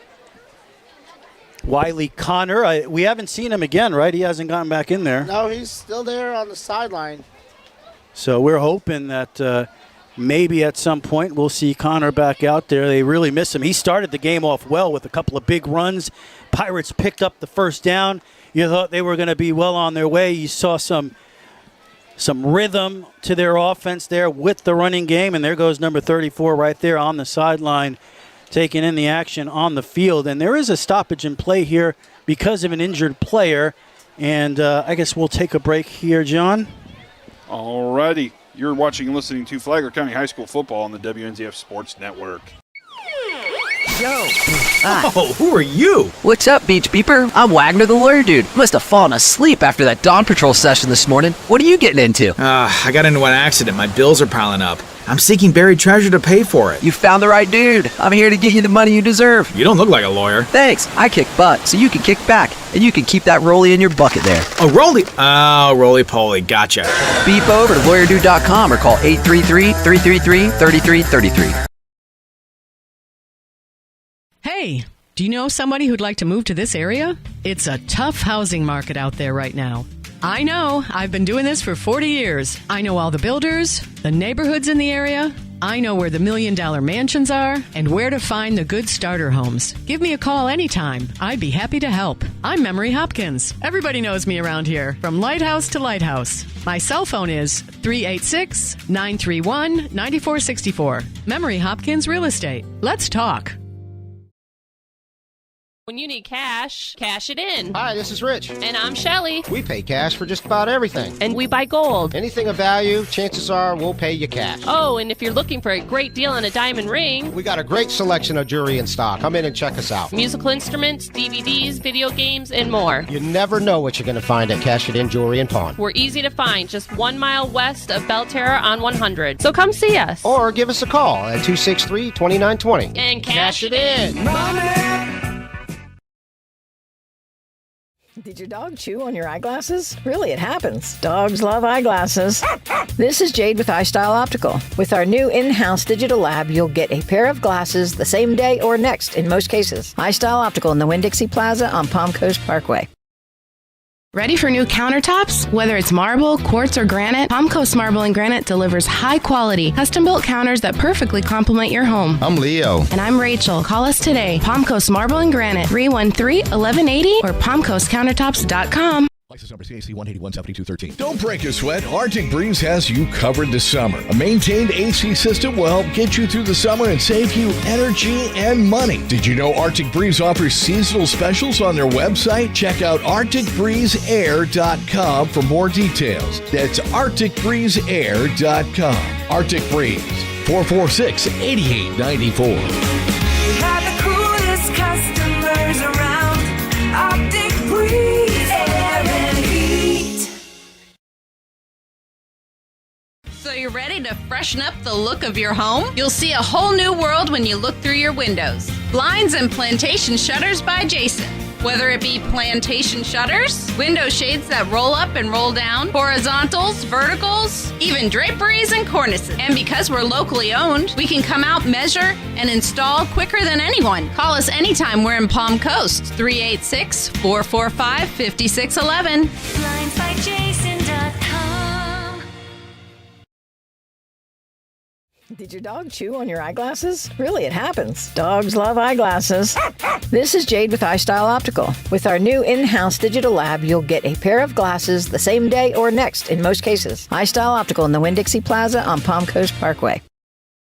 Ready for new countertops? Whether it's marble, quartz, or granite, Palm Coast Marble and Granite delivers high-quality, custom-built counters that perfectly complement your home. I'm Leo. And I'm Rachel. Call us today. Palm Coast Marble and Granite, 313-1180 or palmcoastcountertops.com. When you need cash, cash it in. Hi, this is Rich. And I'm Shelly. We pay cash for just about everything. And we buy gold. Anything of value, chances are we'll pay you cash. Oh, and if you're looking for a great deal on a diamond ring, we got a great selection of jewelry in stock. Come in and check us out. Musical instruments, DVDs, video games, and more. You never know what you're going to find at Cash It In Jewelry and Pawn. We're easy to find, just 1 mile west of Belterra on 100. So come see us. Or give us a call at 263-2920. And cash it in. Money.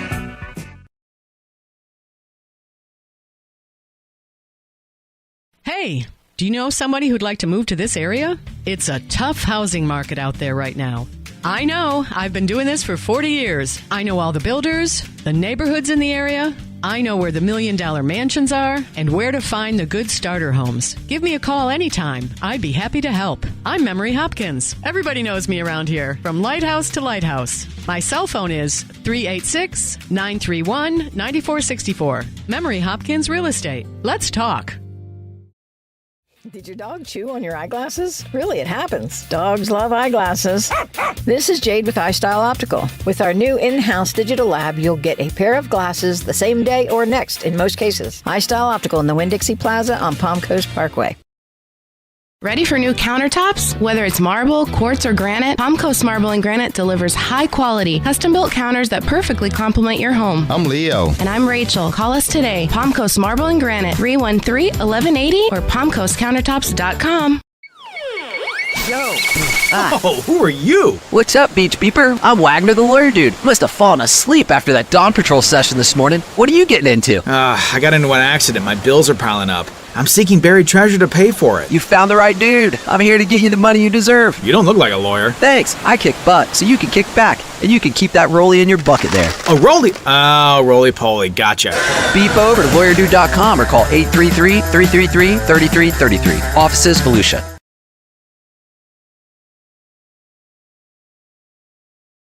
Hey, do you know somebody who'd like to move to this area? It's a tough housing market out there right now. I know. I've been doing this for 40 years. I know all the builders, the neighborhoods in the area. I know where the $1 million mansions are and where to find the good starter homes. Give me a call anytime. I'd be happy to help. I'm Memory Hopkins. Everybody knows me around here, from lighthouse to lighthouse. My cell phone is 386-931-9464. Memory Hopkins Real Estate. Let's talk. We are back here at the Ship. We still have an injured player down on the field. It looks like they have gotten him on the cart, and we wish him the best, an injured Buccaneer. It is 23-0 here at the Ship with 6.4 seconds to go here in the first half, and you wish that young man nothing but the best for the Mainland Buccaneers as he is carted off the field. Yeah, that's a scary situation. When they don't pop right back up, you get a little bit worried, and hopefully everything is good with the Buccaneer player there. As you mentioned, only 6 seconds left here in the first half. Well, the band is ready. There's still at least 2 more plays left in this half. We'll have an extra point and a kickoff. Is that a sideline warning, Mike? What's going on there? It could be. I mean, and that looks like they are retreating now as there's still football to be played around the area. FPC is down 14-13 at the half. Braylon Simmons had a 95-yard kickoff return. Ooh. The extra point was blocked. So it's 14-13 University at the half. The other game in that district, kind of an upset in my opinion. I feel like people have been sleeping on DeLand. Spruce Creek doesn't feel that way. They lead the Bulldogs of DeLand 20-7. And in the other team in this district, Bellevue and Matanzas, or Bellevue and Villages Charter, a non-district game for Bellevue, is canceled. That extra point is good. Mainland is up 24-0 here with 6 seconds to go in the second quarter. The Buccaneers will kick it deep to the Matanzas Pirates. Yeah, coming up at halftime here, we are going to have that special performance with the band of Pirates and Indian Trails Middle School. Can't wait to see what they have in store for us. We didn't get the playlist, Mike. We don't know what they're doing. No, not yet. It looks like the Buccaneer band is ready to go, like more than ready to go, as a matter of fact. They can't wait. They were on the sideline. They had to be cleared off so that we could have our last couple plays here before the half. Looks like Lehman will kick it deep. Pretty even first quarter. Mainland led 3-0. Matanzas actually outgained Mainland 68-66 and had a 1-minute advantage in possession. I haven't tallied up the second quarter stats yet, but I have a feeling they're going to look a lot different for the defending state champs. Lehman kicking it deep to, it looks like we have Bass, and I can't get a number on the guy on the right there. It looks like Ladarian Baker. Ladarian Baker? Okay, it looks like Bass is going to, and it goes into the end zone. And it wasn't. It was actually Jaden Dormerville, number 8, not number 3. I would take a knee here. Caden Birchfield's taking a couple of shots here. Yeah, not much you're going to accomplish with 6 seconds left in the half here. Get back to the locker room and try to figure some things out, mainly to stop getting Caden Birchfield hit behind the line of scrimmage. Maybe get him a couple of extra seconds to where he can make a play for you down the field. Because you get a sense if he could just get a couple more seconds, some guys will break open out there. There is talent for the Pirates. We saw Bass with the big reception on the previous drive. Yep, and Birchfield is in the backfield with, it looks like number 35, James Peterson, and he's going to hand it off to Peterson up the right side, who is just going to take it into halftime. And that will be the last play of the first half. The halftime score, Mainland Buccaneers 24, the Matanzas Pirates 0. And we will be right back for the halftime show featuring the middle school students of Flagler Palm Coast. License number CAC 1817213. Don't break a sweat. Arctic Breeze has you covered this summer. A maintained AC system will help get you through the summer and save you energy and money. Did you know Arctic Breeze offers seasonal specials on their website? Check out ArcticBreezeAir.com for more details. That's ArcticBreezeAir.com. Arctic Breeze, 446-8894. We have the coolest customers around. Arctic Breeze Air and Heat. So you're ready to freshen up the look of your home? You'll see a whole new world when you look through your windows. Blinds and plantation shutters by Jason. Whether it be plantation shutters, window shades that roll up and roll down, horizontals, verticals, even draperies and cornices. And because we're locally owned, we can come out, measure, and install quicker than anyone. Call us anytime we're in Palm Coast, 386-445-5611. BlindsByJason.com.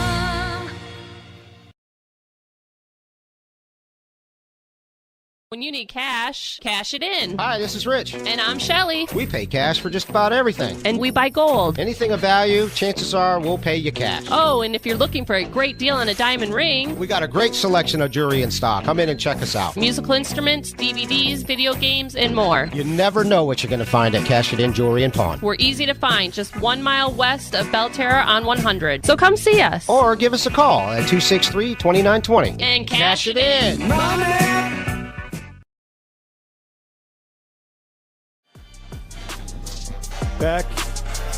Back here at the ship, 24-0 at halftime. The Mainland Buccaneers over your Matanzas Pirates, and it's been a rough one for the Pirates here in the first half, but not a rough one here in the booth, as we have the great Brett Warnock. Let me fix this camera a little bit, get you in the shot there. There he is. You're messing. I got to fix it again. Of the Palm Coast Observer, Brent Warnock here, of course, Mike Licio to my right as he's getting the stats ready. Brent, how's it going? How about that first half there? Maybe kind of what we expected. The Pirates did compete. They looked good early on with the running game, picked up a couple first downs, but by the end there, Mainland pretty much dominated with a 24-0 lead. Yeah, a couple mistakes at the end cost them 2 scores. And then it was a scary situation there with Jameel Patrick, I believe. Yeah, that was number 17. So that was an unfortunate situation. Hopefully he is okay, as we have the Mainland band on the field right now getting it done themselves. There they go. A Mainland Buccaneer band making the trip over to Flagler County. Of course, Brent Wernoff of the Palm Coast Observer. What's going on in the Observer these days that we should know about? What articles do you want people to head on over to and check out? Next week, we're going to have our general election guide. Oh. So questions for all the candidates who are remaining. And we also covered the Tiger Bay. That's right. I saw you out there. Yeah. Yep, that's right. You guys were covering it, and we have a story on it. Yeah, and we were pretty pumped up about that. And shameless plug, if you want to go check out your candidates for mayor of Palm Coast City Council, head on over to the Flagler Radio YouTube channel and check out that Tiger Bay forum. But it was good to see you out there. It was good forum. It moved quickly. The 2 minutes for each question, so it wasn't like anybody got to talk too long. They got to what they weren't talking over each other and interrupting each other and all of that fun debate stuff that we've gotten used to over the years. They were very respectful, and that's what I've noticed on all of these. It's so unlike the national elections. Right. Yeah. So, a lot more decorum here. How about sports-wise? Is there anything that is going on here sports-wise? Other than football. One thing, we're glad we have football. It was touch and go there.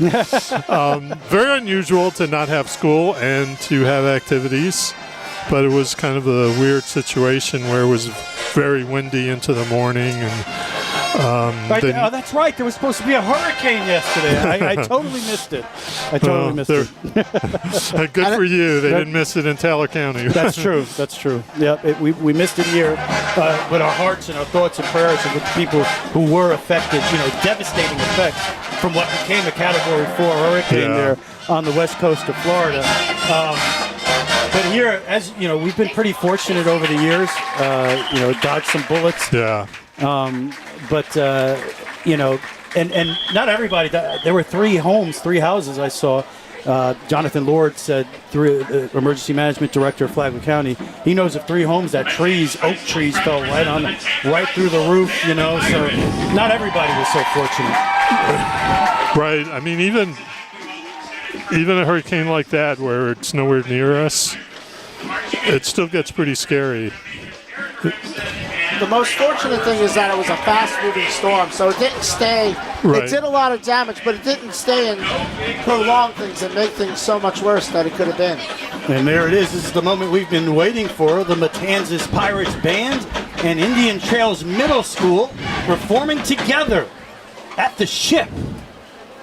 Brent Warnoff, thank you so much for being with us here at halftime, and we will read you in the Palm Coast Observer. Yep, thanks a lot. Looking for a closer second half. Yeah, let's hope they can get a little competition going there in the second half. Right now, let's give the stage to the Band of Pirates in Indian Trails Middle School.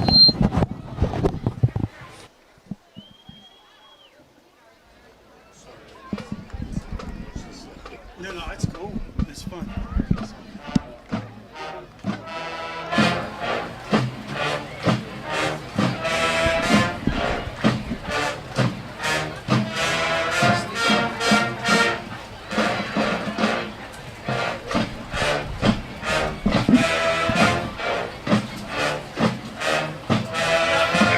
Chair back? Let me try to get some close-ups on the kids. Oh, that is much better. Hot takes, that's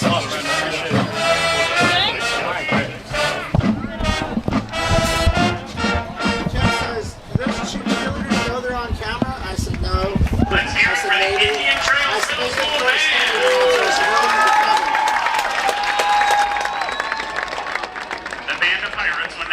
Their show, West Side Story.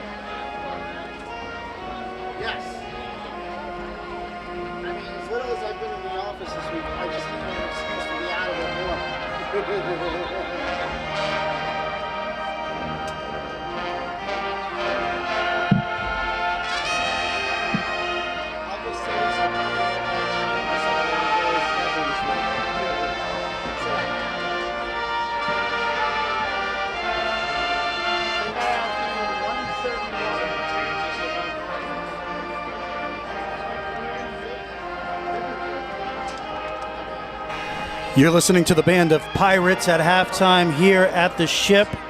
24-0 Mainland over the Pirates. Continue to enjoy the Band of Pirates here at halftime.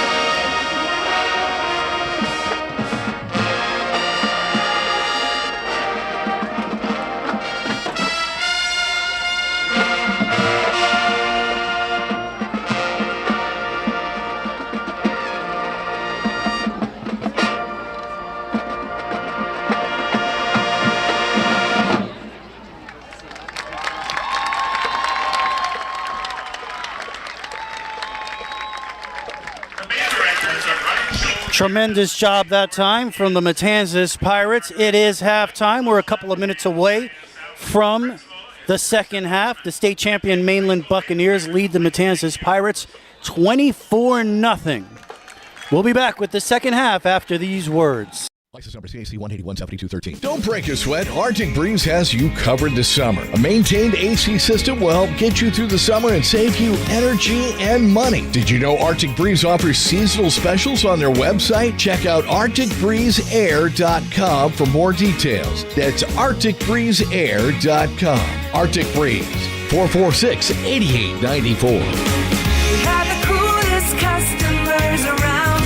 Arctic Breeze Air and Heat. So you're ready to freshen up the look of your home? You'll see a whole new world when you look through your windows. Blinds and plantation shutters by Jason. Whether it be plantation shutters, window shades that roll up and roll down, horizontals, verticals, even draperies and cornices. And because we're locally owned, we can come out, measure, and install quicker than anyone. Call us anytime we're in Palm Coast, 386-445-5611. BlindsByJason.com. When you need cash, cash it in. Hi, this is Rich. And I'm Shelly. We pay cash for just about everything. And we buy gold. Anything of value, chances are we'll pay you cash. Oh, and if you're looking for a great deal on a diamond ring, We got a great selection of jewelry in stock. Come in and check us out. musical instruments, DVDs, video games, and more. You never know what you're going to find at Cash It In Jewelry and Pawn. We're easy to find, just 1 mile west of Belterra on 100. So come see us. Or give us a call at 263-2920. And cash it in. Did your dog chew on your eyeglasses? Really, it happens. Dogs love eyeglasses.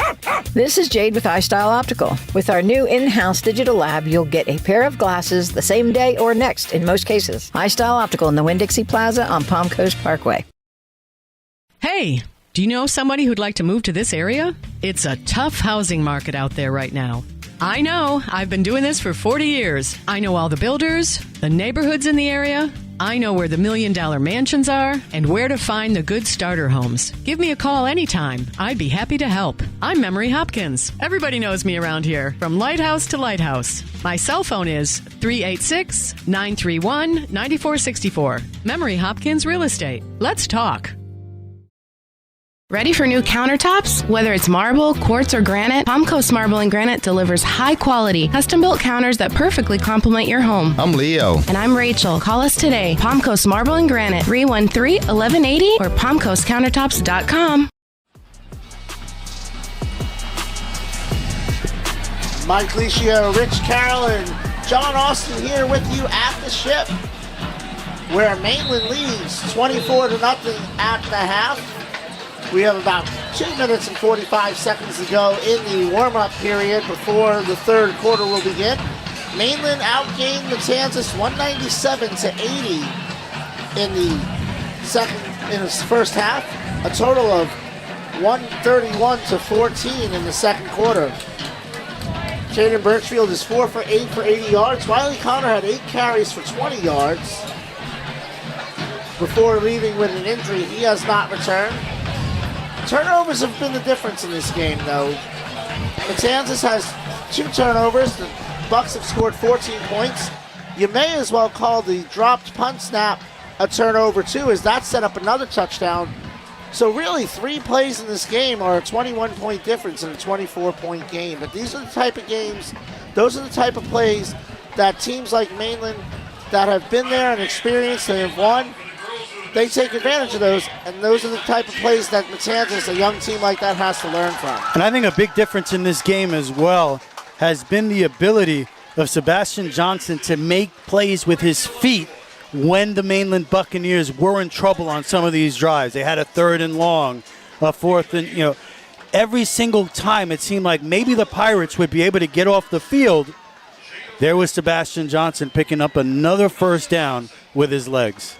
And in the previous 4 games, Johnson had 18 yards rushing. He had 46 on 7 carries and a touchdown in the first half for the Buccaneers, who had 112 yards rushing, which has already exceeded their season average. In fact, they were pretty close to exceeding their season average in offense totally. They were averaging 219 yards a game. They gained 197 in the first half.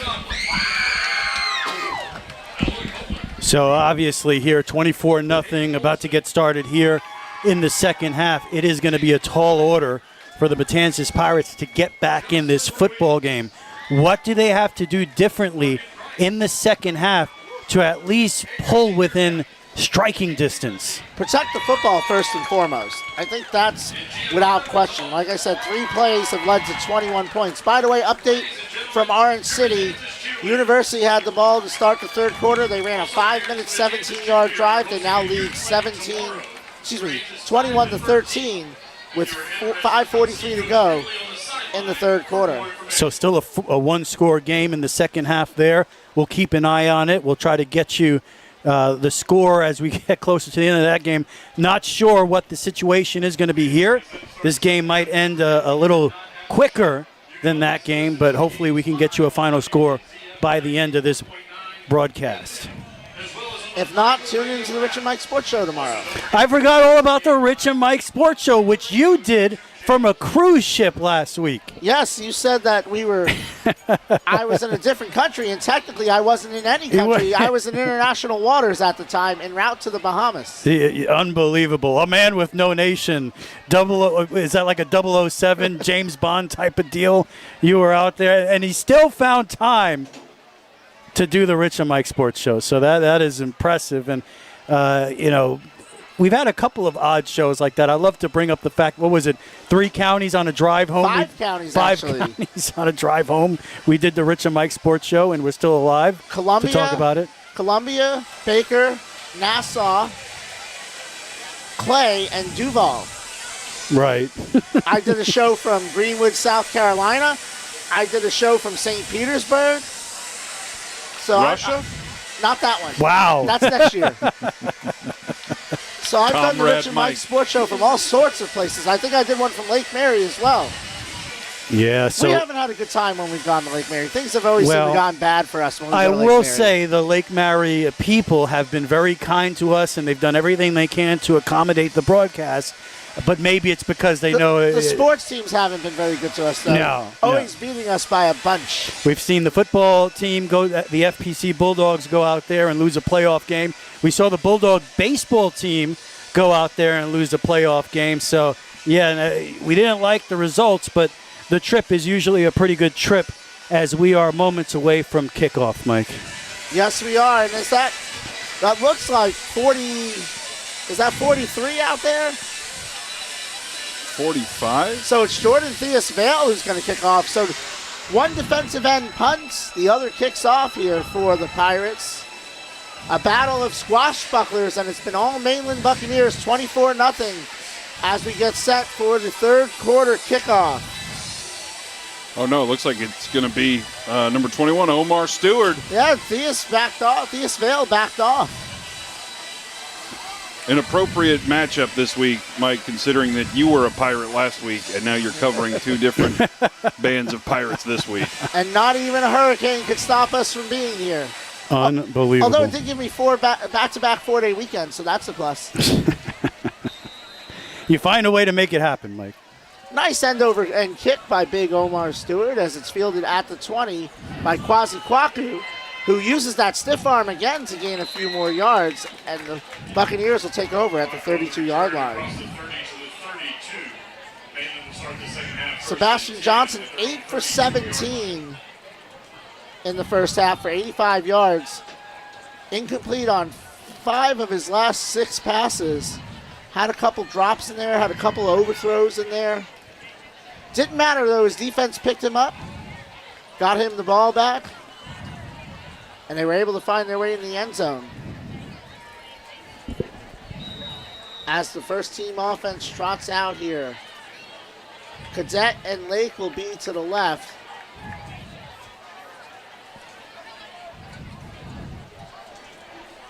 Payne and Lake to the right. Actually, that's Lake in motion. It's a shovel pass to Lake. He turns upfield. He's got a short gain. He's going to actually stretch it out to about 7 yards. So the Buccaneers right back at it, gaining big yardage on first down. It's going to set up a second down and about 2 for the Buccaneers. Ball on the 40 after a pickup of 8.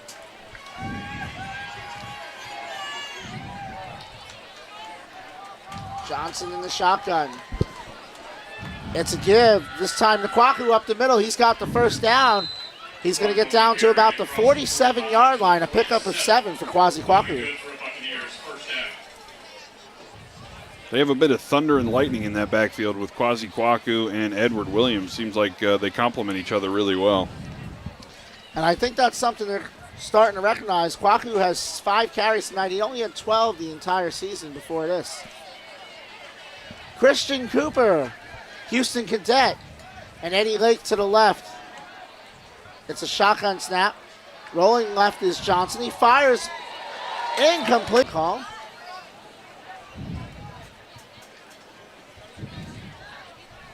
Cooper and Payne will be to the right. Cadet and Lake to the left.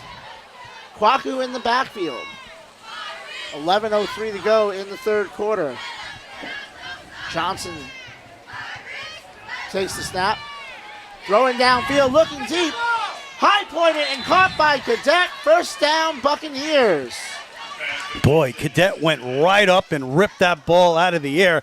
That is an impressive catch from your wide receiver. That's what you want as a quarterback. Let me throw it up there and let my guy have a shot at it, and 50% of the time he'll come down with it. Well, you know what? With number 13, I think 90% of the time he's going to come down with it. Number 8, excuse me. 18-yard gain for Cadet. Or it's a 13. give to Kwaku. Up the middle. Ball comes out. Pirates say they have it. And it looks like they do. And they do. Matanzas forces the turnover on the Kwaku fumble. Recovered by Braden Russell. So maybe that's the spark they're looking for here at the Ship. The turnover, almost an interception by Dormerville a couple plays earlier, and that time they're able to come away with the football. So with 10:36 to go in the third quarter, Matanzas will take over 1st and 10 at their own 34-yard line. First Buccaneer turnover of the night.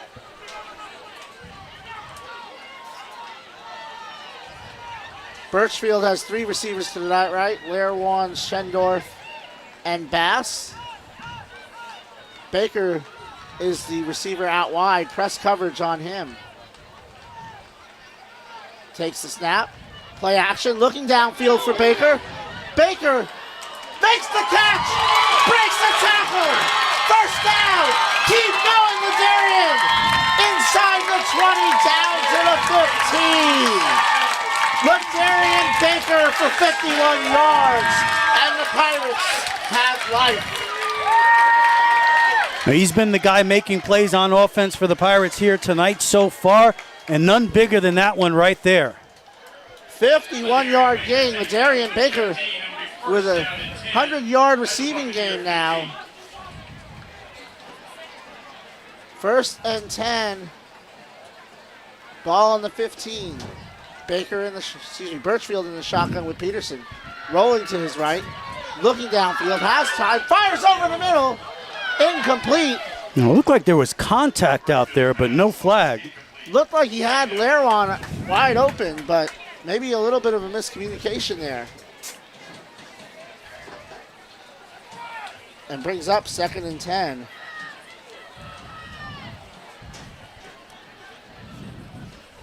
Birchfield 5 for 10 for 131 yards. 10:13 to go in the third quarter. 24-0, but the Pirates are in the red zone.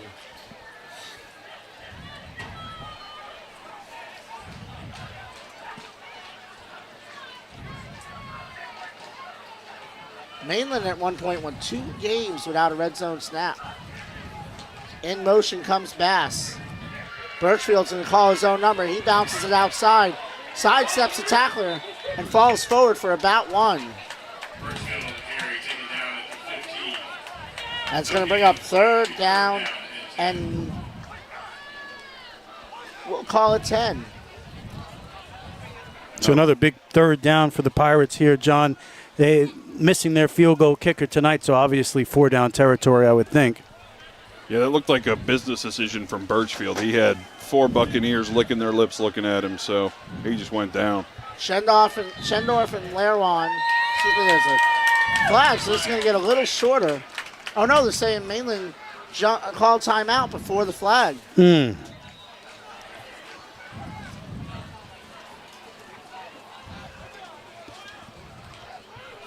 There's some discussion happening.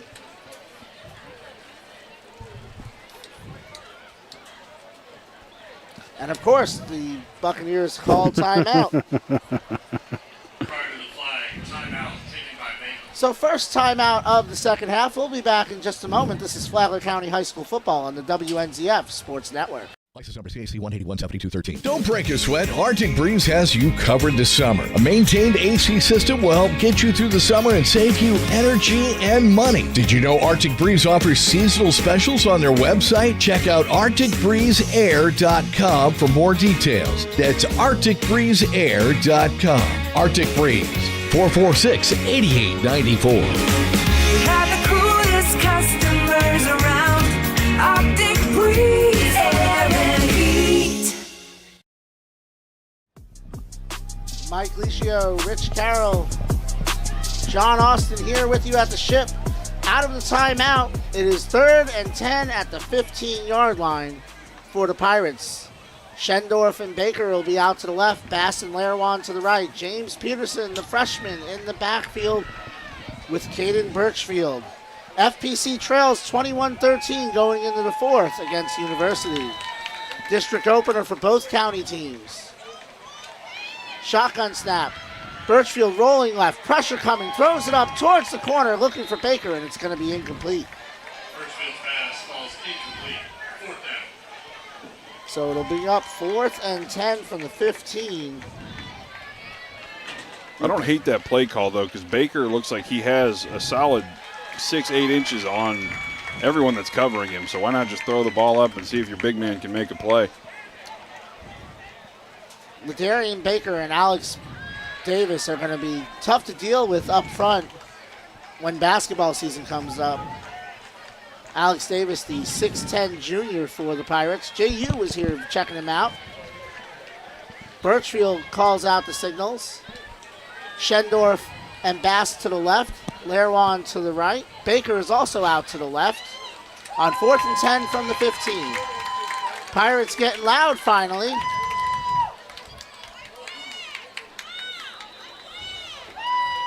And now, looks like, well, no signal yet, but I'm assuming a timeout was called.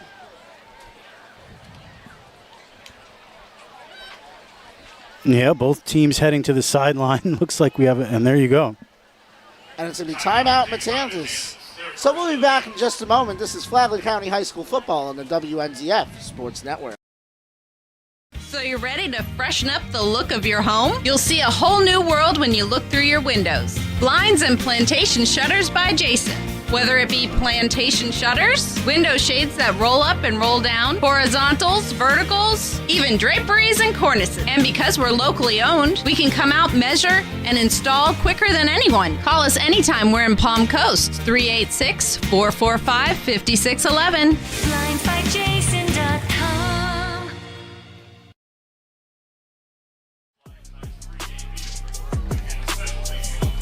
9:04 plus a second to go in the third quarter. Mainland leads 24-0. The Pirates have 4th and 10 from the 15-yard line. Best field position they've had all night. Schendorf and Baker to the left. Lerwan and Bass to the right. James Peterson is in the backfield. Press coverage from the Bucks as they seem to be backing out of it as the snap happens. Birchfield going to the corner. In and out of the hands that time of Christian Hudson. Correction, that's not Christian Hudson. It's not 5. What I think number it is was 5, Mike. It was 5. Yeah, it that was was 5. Christian Hudson. So, it's a turnover on downs, and the Buccaneers will take over.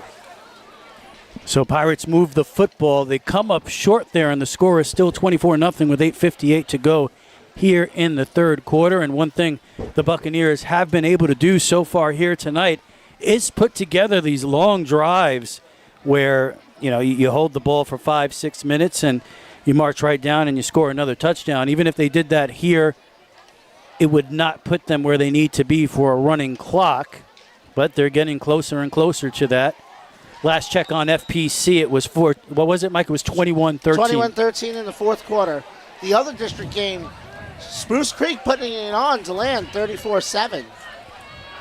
Johnson fires, sets up the screen.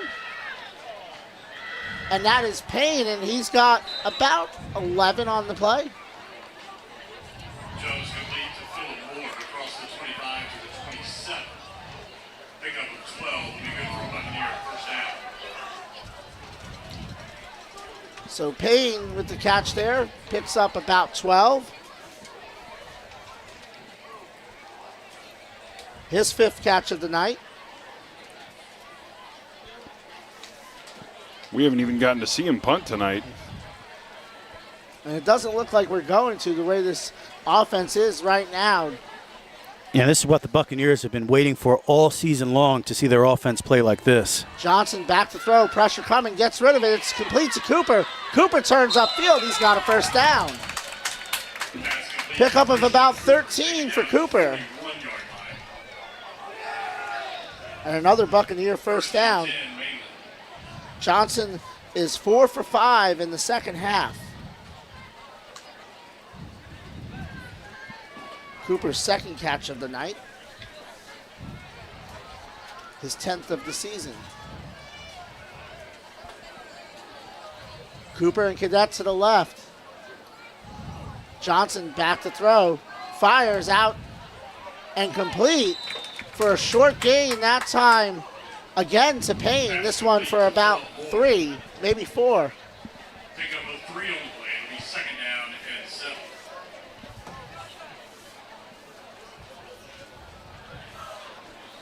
Check that. That is Philip Moore. So the Buccaneers continue to go about their business here, 2nd down and 8 from their own 43-yard line, moving the football. 7:30 to go here in the third quarter. Right now, just domination from the state champions. 135 yards passing for Johnson. He's back to throw. Pressure coming, rolling right, looking downfield. He's going to be sacked by May for a loss of 7. Well, how about that? That was one of the few times here tonight you saw the Pirates get pressure on the quarterback, and for once, Sebastian Johnson was unable to escape. And Johnson has not been sacked a lot this year. It's 3rd and 15, 6:54 to go in the third quarter. 24-0 Mainland leads. They have the ball on their own 37. So Philip Moore is number 2. It was Payne on the, I grabbed the wrong roster. I grabbed the FPC game roster. So that's on me, everybody. 3 receivers to the left. One to the right. Kwaku in motion. Pressure coming. Looking downfield. Complete to Cadet. Hit immediately and brought down. A nice play that time by Kenneth Robinson. Is going to bring up 4th and short, and I would expect that the Buccaneers are going to go for it here. Yeah, and as soon as the reception was made, Robinson was all over him and would not let go, and that saved a first down to set up this 4th down from the Buccaneer home side of the field. They're at the 48-yard line. They're going to go for it here. It's not a gimme. It's 4th and about 4, so the Pirates have a shot here to get Mainland to turn the ball over on downs and keep it at 24-0. Ball at their own 48. Kwaku in the backfield. Johnson has completed 5 of his last 6 passes. Pirates show blitz. Here they come. Fired over the middle. Complete. Lake has one man to beat. He beats him. And that is going to be a 52-yard touchdown for Eddie Lake Jr.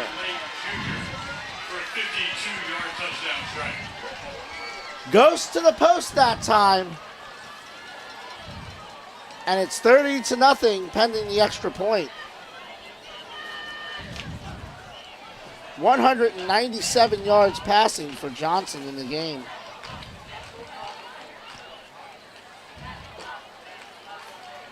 His 5th touchdown pass of the season.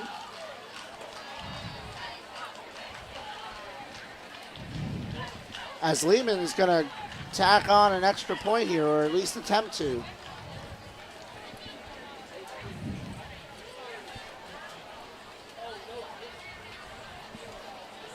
Dre Wood to hold.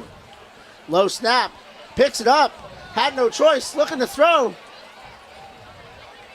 And intercepted by Jackson Satterfield in the end zone. I don't think that counts as an INT, but he'll remember that one for a long time, though. On the fire drill. Jackson Satterfield, he's a nose tackle, right? He is. Big Jackson Satterfield. And that is a rarity to see the nose tackle come away with an interception, even if it's on the extra point. So it remains 30-0 with 5:24 to go in the 3rd quarter. We'll be back in a moment. This is Flagler County High School football on the WNZF Sports Network. When you need cash, cash it in. Hi, this is Rich. And I'm Shelly. We pay cash for just about everything. And we buy gold. Anything of value, chances are we'll pay you cash. Oh, and if you're looking for a great deal on a diamond ring, we got a great selection of jewelry in stock. Come in and check us out. Musical instruments, DVDs, video games, and more. You never know what you're going to find at Cash It In Jewelry and Pawn. We're easy to find, just 1 mile west of Belterra on 100. So come see us. Or give us a call at 263-2920. And cash it in. Did your dog chew on your eyeglasses? Really, it happens. Dogs love eyeglasses. This is Jade with iStyle Optical. With our new in-house digital lab, you'll get a pair of glasses the same day or next in most cases. iStyle Optical in the Winn-Dixie Plaza on Palm Coast Parkway. Ready for new countertops? Whether it's marble, quartz, or granite, Palm Coast Marble and Granite delivers high-quality, custom-built counters that perfectly complement your home. I'm Leo. And I'm Rachel. Call us today. Palm Coast Marble and Granite, 313-1180 or palmcoastcountertops.com. Yo. Oh, who are you? What's up, Beach Beeper? I'm Wagner the Lawyer Dude. Must have fallen asleep after that Dawn Patrol session this morning. What are you getting into? I got into an accident. My bills are piling up. I'm seeking buried treasure to pay for it. You found the right dude. I'm here to get you the money you deserve. You don't look like a lawyer. Thanks. I kick butt, so you can kick back. And you can keep that rollie in your bucket there. A rollie? Oh, roly-poly. Gotcha. Beep over to lawyerdude.com or call 833-333-3333. Off. Noah Lehman to kick off. 5:24 to go in the 3rd quarter. 30-0. Mainland leads. They are in a 3-team district with Matanzas, so the winner of this game will go to 1-0 in district play and essentially lock up the district championship because Bellevue is currently 0-4 and has lost 13 straight. And I don't see them beating either of these teams. FPC is down 21-13 in the 4th quarter. The other game in their district, Spruce Creek, is up 34-7 over DeLand. We'll see both of those teams next month. I really hope there's no Bellevue fans listening to this sportscast, Mike. I hope there are. Oh, they fired the cannon. And that is fielded by Jaden Dormerville. We were all kind of taken aback by the cannon there. Yeah, that scared me a little bit. I can't lie to you. Yeah, you never get used to it, even when you're expecting it, but you're not expecting it on a kickoff. Especially when you're down 30-0, like you wouldn't expect it.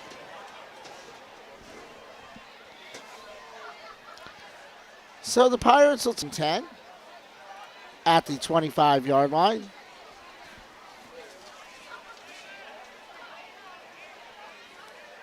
What do you try to do here, Mike? I think you're just trying to put some good plays on film here, trying to finish on a positive note to go into a game against Mount Dora, another tough team next week. Birchfield takes the snap, back to throw, pressure coming.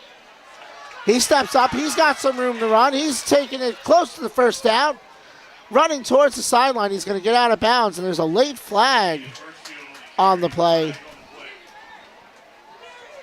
Spruce Creek adds another one to end the third quarter. They're up 41-7. That October 25th game against FPC is going to be huge.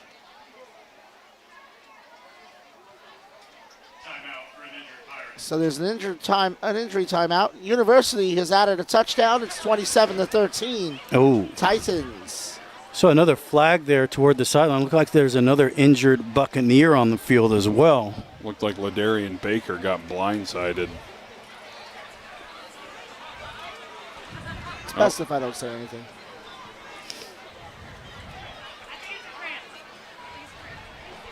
So it looks like people are saying it's a cramp, so that's good. So I never saw where they spotted the ball for Birchfield, though.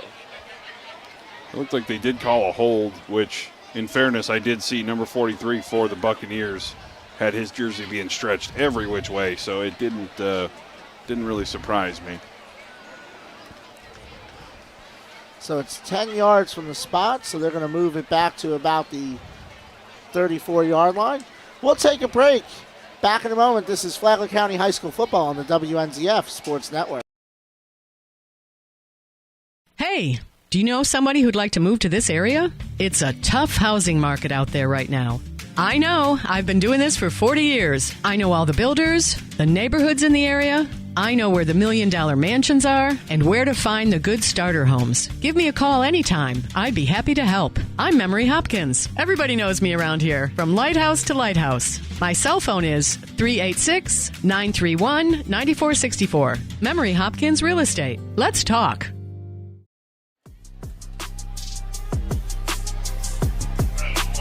And Ladarian Baker is making his way off the field on his own feet, along with trainer Michael Dorsch. There was a penalty against the Pirates. It was a holding penalty from the spot of the foul, so the ball will be placed at the 29-yard line. It'll be 1st and 5 for the Pirates. That was their 6th penalty of the night. That's what you call insult to injury. Does look like the Buccaneers have the second stringers in right now. Birchfield takes the snap, and they're able to drop him in the backfield. And that was Jordan Payne making the stop. 5:02 to go in the third quarter. It's 30-0 Mainland. It'll be second, and looks like they gave him forward progress back to the line of scrimmage, so 2nd and 5.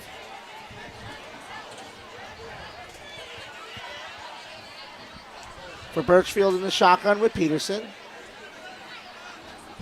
Schendorf and Bass to the right, as that is incomplete. He was trying to hit Hoini on the crosser.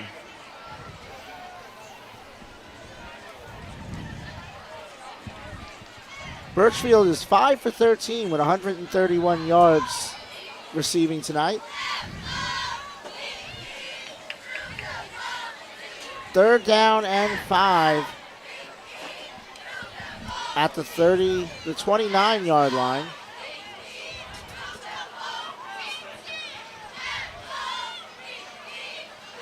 Birchfield rolling right, pressure coming. Steps upfield, fires, complete to Bass for a 1st down. That is a 17-yard gain for Andrew Bass, his second catch of the night. Second big catch for Andrew Bass of the night. Gets the Pirates another first down up near midfield. 1st and 10 at the 48. We'll call it a 19-yard gain.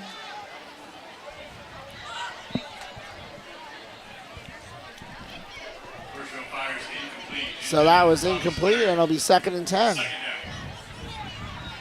Mainland will face DeLand next week.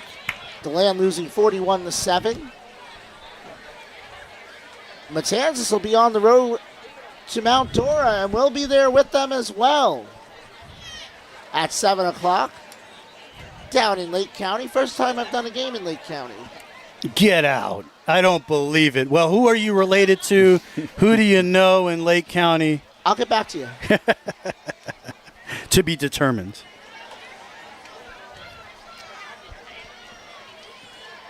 I'll be looking for a great place to eat, too. Birchfield in the shotgun. I know you'll find it. Fake to Peterson. He takes off. He's got some room to run. Picks up about 7 on the play. And Birchfield does that so well, and we haven't seen a lot of that here tonight, but you saw it that time.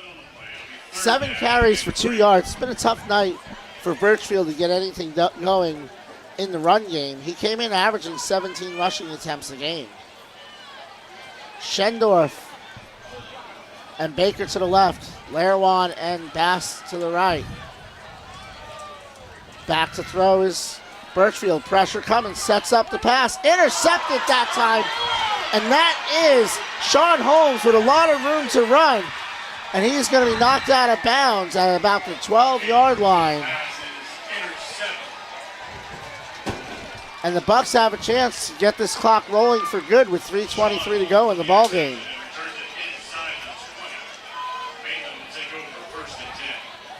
We'll see if the former Bulldog Cole Walker comes out.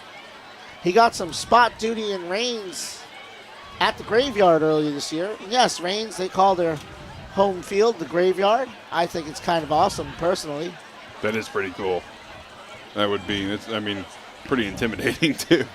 Been a rough night for the Pirate faithful out there on the radio, here at the ship on the Flagler Radio YouTube channel.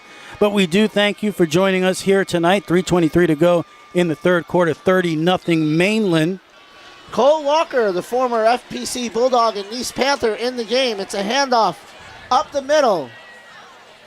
Couldn't see who had it, but they're close to a touchdown. And if you're home watching the game on the Flagler Radio YouTube channel, we thank you, as well as our listeners on the radio. Please subscribe to the Flagler Radio YouTube channel. We're trying to get to 1,000 subscribers. That was Christian Cooper for 8. Takes it up the middle. And they mark him just short. It's going to be 3rd and goal at the 1. You'll get all the alerts for all the games we do. We're going to be in Mount Dora with Matanzas next week. And then the next 2 weeks after that, we'll be with FPC. And then, of course, we'll get the Potato Bowl at the end of the season before hopefully some playoff football here in Flagler County. I know y'all love these. So Cole Walker, his wife and my wife work together for... Yeah. Or his mother and my wife, sorry. I'm going to blame that on vacation mode. It's a give up the middle. That was a give up the middle to Cooper, and he is stopped short. It'll be 4th and goal. All right, so the Pirates have a shot here to shut this one down. I worked briefly with his father for about a week in 2003. I helped out at his store. I wouldn't expect him to remember that.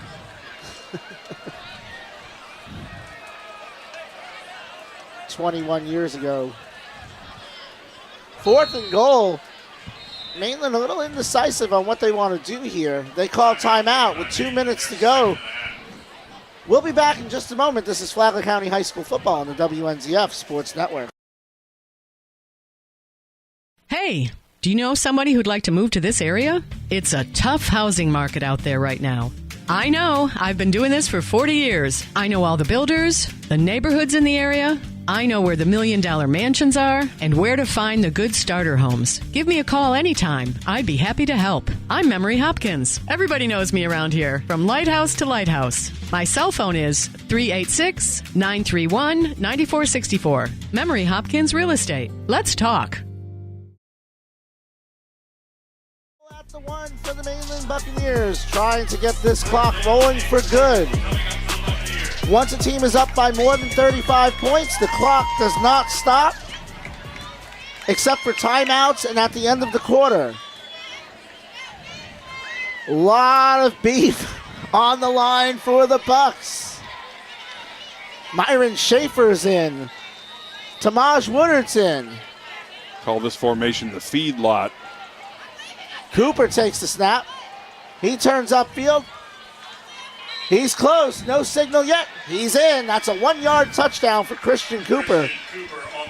And the clock, upon the next whistle, will begin to wind. It's 36-0 with 1:52 left to go in the ballgame. That is Cooper's second rushing touchdown of the season.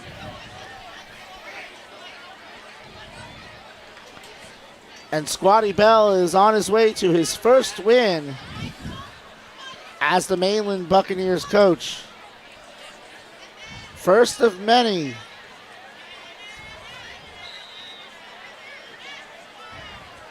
As Lehman will come out to tack on an extra point here. Kick is up. And it is good. 1:52 to go in the third quarter. Mainland leads 37-0. This is Flagler County High School football on the WNZF Sports Network. License number CAC 1817213. Don't break a sweat. Arctic Breeze has you covered this summer. A maintained AC system will help get you through the summer and save you energy and money. Did you know Arctic Breeze offers seasonal specials on their website? Check out arcticbreezeair.com for more details. It's reconnected. We're good. 1 minute to go on a rolling clock here in the third quarter. Mainland leads 37-0. I would assume here that by the time the kickoff gets kicked, that the third quarter will be close to an end. Mainland now 1-0 on district play after tonight. They'll be 1-5 on the season, having played the third toughest schedule out of 460 schools in the state of Florida. What do you think of this Mainland team, Mike? How do they stack up to some of the better teams in the area after this one? Looks like they're going to make the playoffs, might get a shot to defend that state championship. What do you think of this Buccaneers team after the 0-5 start, now looking at their first victory of the year? Where the 0-5 start's going to hurt them is they're going to be a lower seed, and in Region 1, that potentially means a long road trip. The top 4 teams that would be hosting if the playoffs began today are Niceville, out in the Panhandle, 360 miles from here, so about 390 from Mainland. Ponte Vedra, not too far down the road. Lincoln and Tallahassee, we've made that trip. And Mosley and Lynn Haven, just outside of Panama City. So that might be the problem for them. This is a young team. A young team that I think is going to get better as the year goes on, as these young kids get more comfortable with the spotlight and the pressures that come with playing the type of schedule that Mainland plays, and the type of expectations that come with being the defending state champions. Well, we got the Rich and Mike Sports Show coming up tomorrow at 7:30 in the morning. We'll get into this one a little bit more and what happened with FPC now down by 2 scores in the second half against University. We'll have a little bit about that. Also, I hate to mention it, but I'd love to mention it. The Yankees are American League East champions. We'll get to that a little bit as well. And also the Jets looking pretty good with Aaron Rodgers in at quarterback. We'll get a chance to talk about all that a little bit. And, of course, the local sports, we'll get into that. The Rich and Mike Sports Show tomorrow morning at 7:30 on WNZF 94.9 FM. If you are not up at 7:30, no problem. Go ahead and check it out on the Flagler Radio app. Right here it is. We're getting ready to start the fourth quarter, 37-0. The Mainland Buccaneers a quarter away from their first victory of the season, trying to get their season back on the right track. And it looks like they came here and did exactly what they had to do tonight. But it's not over for the Pirates.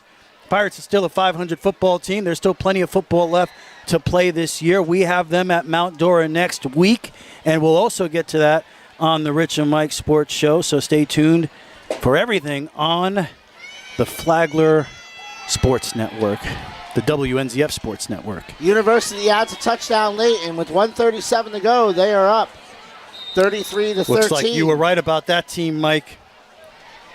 All righty, and we have Lehman kicking off. Deep for the Pirates are Bass, and it looks like number 8, Jaden Dormaville, to receive. Lehman boots it. Looks like Bass is going to be able to return it. He's at the 5. He's trying to get, he's looking for some space. He's not finding much. And Bass is going to be brought down inside his own 10 at his 7-yard line. Not the start that you're looking for if you're the Matanzas Pirates, as this clock continues to wind inside of 11 minutes and 40 seconds to go. Great kick that time. His momentum almost carried him to the sideline. He did a good job to stay in bounds. It looks like Jackson Lundahl is going to come in at quarterback. He was warming up on the sideline, and right now, Caden Birchfield is standing on the sideline. I would have guessed this is more to protect him for the rest of the season than about his performance tonight. And a huge opportunity for Lundahl. I think a lot of people thought coming into the season he would be the starter. So here's his opportunity to come in here in the fourth quarter against the state champs and make a statement. Lundahl completed 15 of 34 passes last year as the backup to Daquan Evans. Lundahl is in the backfield with Peterson. He's got even split 2 wide receivers out wide each way. Lundahl back to pass. He's looking downfield. He's got Schendorf. Great catch from Schendorf at about the 21-yard line. That's going to be a first down for the Matanzas Pirates. Great hands from Jordan Schendorf. And you got to love the way Lundahl stepped up in that pocket without fear and fired a dart. Great job on his first snap. Looks like it's going to be another 4-wide set with Peterson in the backfield next to Lundahl. Lundahl takes the snap. It's a little low. He's looking deep. Looks like he was looking deep for Thomas Larawan, but Larawan was not there, couldn't get the separation. So that'll be second down and 10 from the 23-yard line of the Pirates. Had to get rid of the ball a little quicker than he wanted to there, and obviously overthrew Larawan there. But Jackson Lundahl, one thing you can say about him, this is his 4th year, all at Matanzas. He knows the offense. He knows who's supposed to be where. He knows where his reads are. He knows what his checkdowns are. Lundahl in the backfield. Oh, and it looks like we're going to get a pre-snap penalty. Looks like it's going to be offsides on the Buccaneers, which will give Lundahl and the Pirates a free 5 yards, which they will certainly take at this point in the game as the clock winds down to about 9:15 left to go here in the game. Not exactly how you envision this one going for the Matanzas Pirates, but maybe some positives can be drawn from this final drive. Penalties were a problem early for Mainland. They had 5 penalties for 75 yards in the first quarter. They have cleaned it up since. It's like the Zebras are having a little bit of a meeting as the clock continues to roll. Lundahl being here for 4 years and not transferring after not getting the starting job. That's something you got to commend. It feels like a lot of kids these days, they really do transfer as soon as the water gets a little choppy. So I commend the young man for sticking with his program, sticking with his coach Forrest, who had nothing but good things to say about that young man. And he takes the snap. Looks like he's going to hand it off to Peterson, who is immediately met by 3 different Buccaneers. Looks like he was brought down by, I can't get the number 43. That is Isaac Strozier, who it feels like we've called his name quite a few times tonight. He has had a very good game tonight. So that'll set up 3rd and about 7 for the Matanzas Pirates in what you would imagine is all 4-down territory at this point. And it speaks to the talent of the depth of this Mainland youth, that Strozier's not had a big role this year for the Buccaneers, but has come out tonight and had a great game. He really has. Lundahl in the backfield with Peterson. He takes the snap. He's looking for Larawan. Larawan makes the catch, and he's going to get a first down. Looked like a little bit of extracurriculars out there, and the referee does throw the flag, so it looks like the Pirates are going to get another 15 yards for free. That should take them out to almost midfield. as the clock winds under 7:20 to go here in the fourth quarter. The Pirates just looking for anything positive to draw from this game. I will say the positives have to be Ladarian Baker. He made 2 incredible catches. Unfortunately, they didn't end up being or resulting in anything, but the one-handed catch and then the catch in traffic, Ladarian Baker can hold his head high after this game. And there we go. The ball will be right at midfield for the Pirates. If you're wondering, if the Pirates score and the score gets back under 35 points, the clock does not stop running. Lundahl making some adjustments at the line of scrimmage. He's got Peterson to his left. 6:30 to go here. The score is 37-0 Mainland Buccaneers, putting it on the Matanzas Pirates. And Lundahl is just going to make a business decision and throw it out of bounds. And it looks like we're going to have a water break here with 6:18 to go in the fourth quarter. You are watching and listening to Flagler County High School football on the WNZF Sports Network. Did your dog chew on your eyeglasses? Really, it happens. Dogs love eyeglasses. This is Jade with iStyle Optical. With our new in-house digital lab, you'll get a pair of glasses the same day or next in most cases. iStyle Optical in the Winn-Dixie Plaza on Palm Coast Parkway. Ready for new countertops? Whether it's marble, quartz, or granite, Palm Coast Marble and Granite delivers high-quality, custom-built counters that perfectly complement your home. I'm Leo. And I'm Rachel. Call us today. Palm Coast Marble and Granite, 313-1180 or palmcoastcountertops.com. We are back here at the Ship. The Matanzas Pirates are at midfield.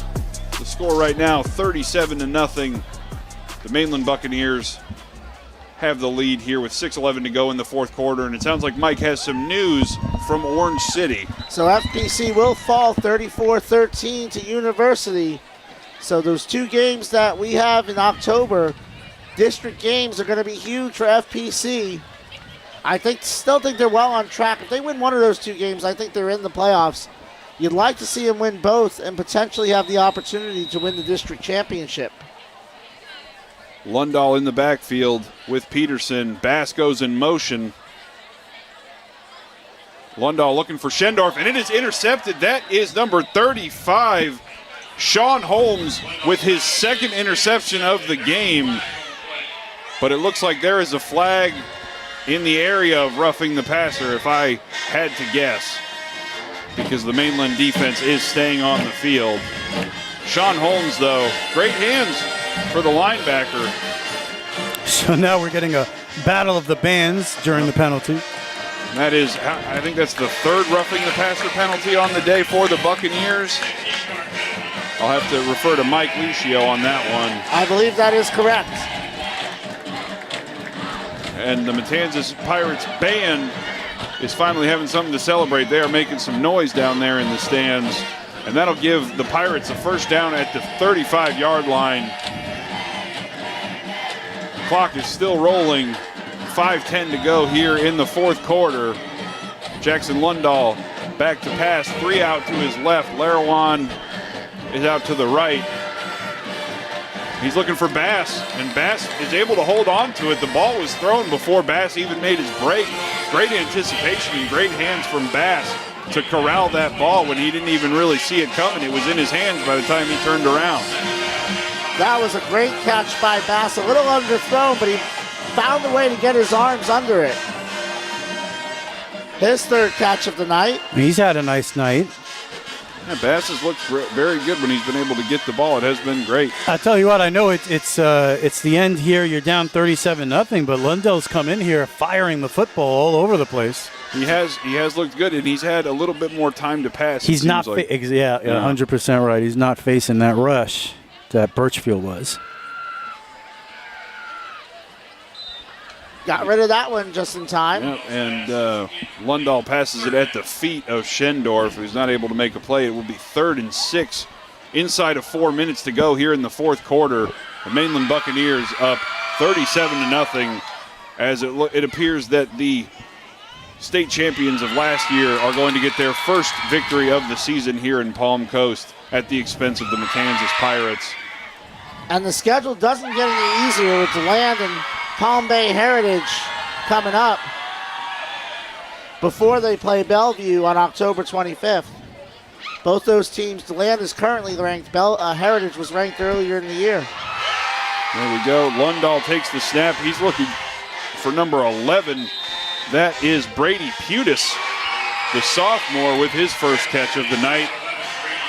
Not much of a gain on it. It's going to bring up 4th and about 6 for the Matanzas Pirates at the 31-yard line of the Buccaneers. As the clock ticks inside of 3 minutes to go here in Palm Coast. The band is still making noise, though. You have to commend them. They're still trying to give the team some support. 4 wide for Lundahl, who has Peterson in the backfield with him. Lundahl looking for Bass, who was not ready for the pass, and that is going to be a turnover on downs for the Pirates. Total miscommunication there. Bass went in, he threw it out. Yep. It's just been that kind of night for the Matanzas Pirates, unfortunately. But it's just one game. They're still 3-3. You can build on this, watch the film, and go again next week at Mount Dora. 37-0 Buccaneers, 2:14 on the running clock left in this one. Buccaneers well on their way to their first victory of the season. So what's this mean for the Pirates in the long term in the playoff picture? They've got Bellevue in 2 weeks. They've got Mount Dora next week. They've got Menendez in 3. I think they have to win 2 of those 3 games to keep their playoff hopes alive. We have Cole Walker, the backup for Mainland, in at quarterback. He's looking to pass, and he's gonna let it go to number 83.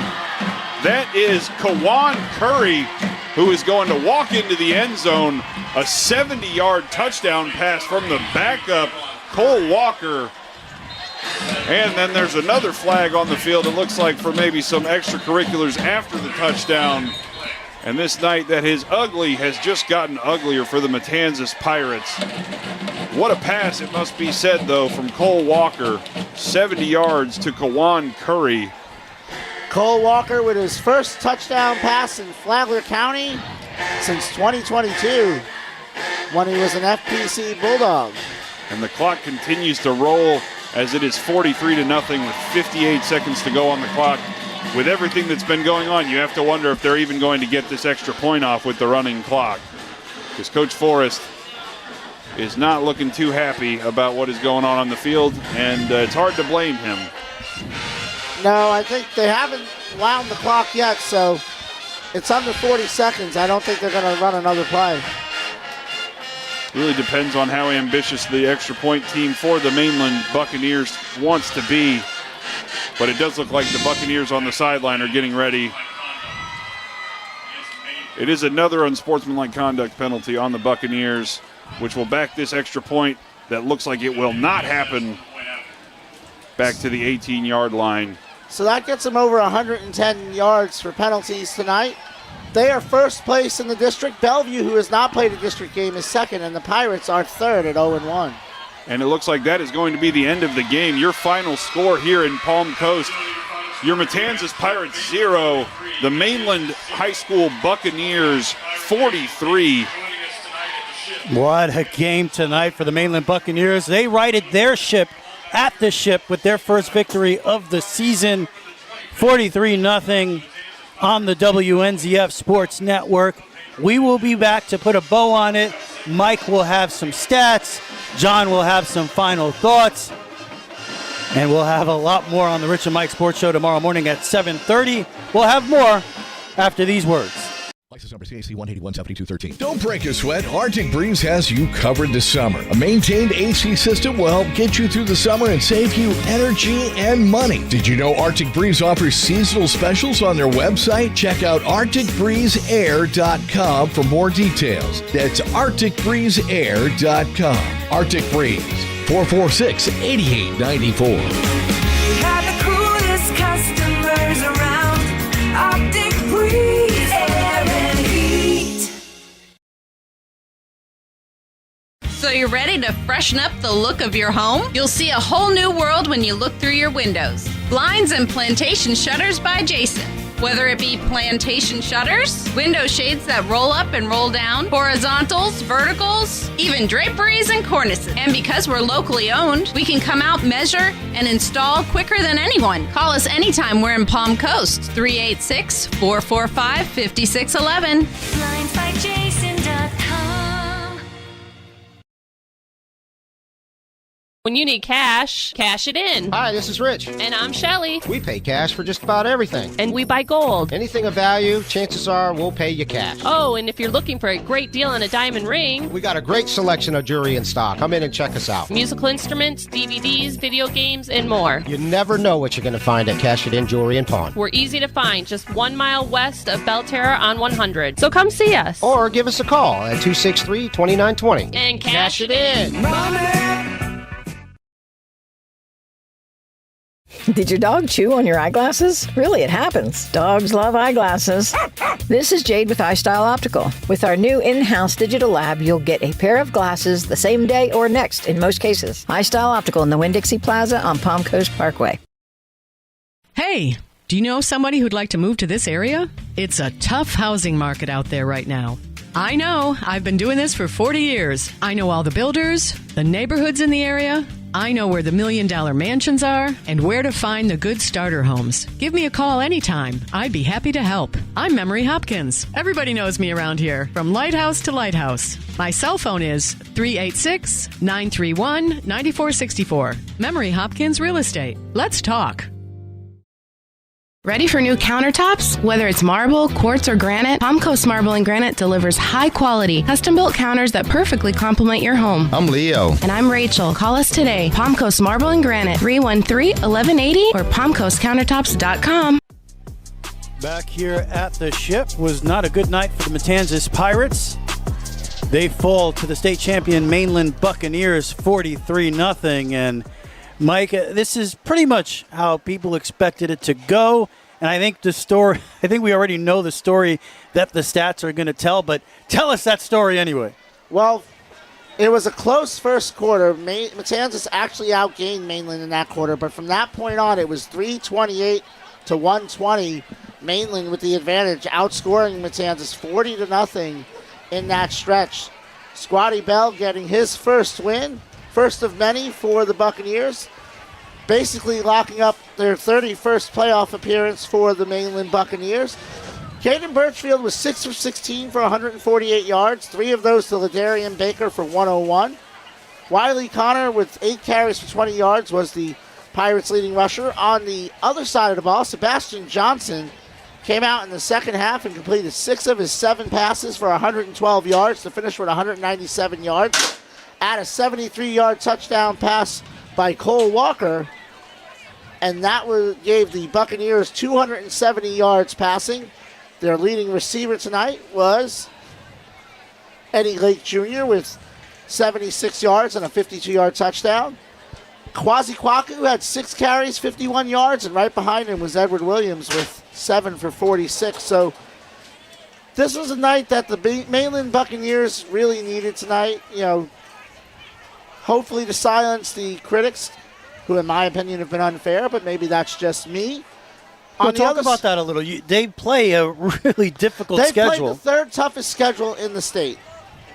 They were 0-5 because they have a very young team in a lot of places, playing against teams that you usually don't play to the third or fourth round of the playoffs every single week. And they've been in most of those games, and but people get impatient. I see what's on the internet. I see what's on the internet about Matt Forrest at 3-3. Matt Forrest is the winningest coach in Matanzas history.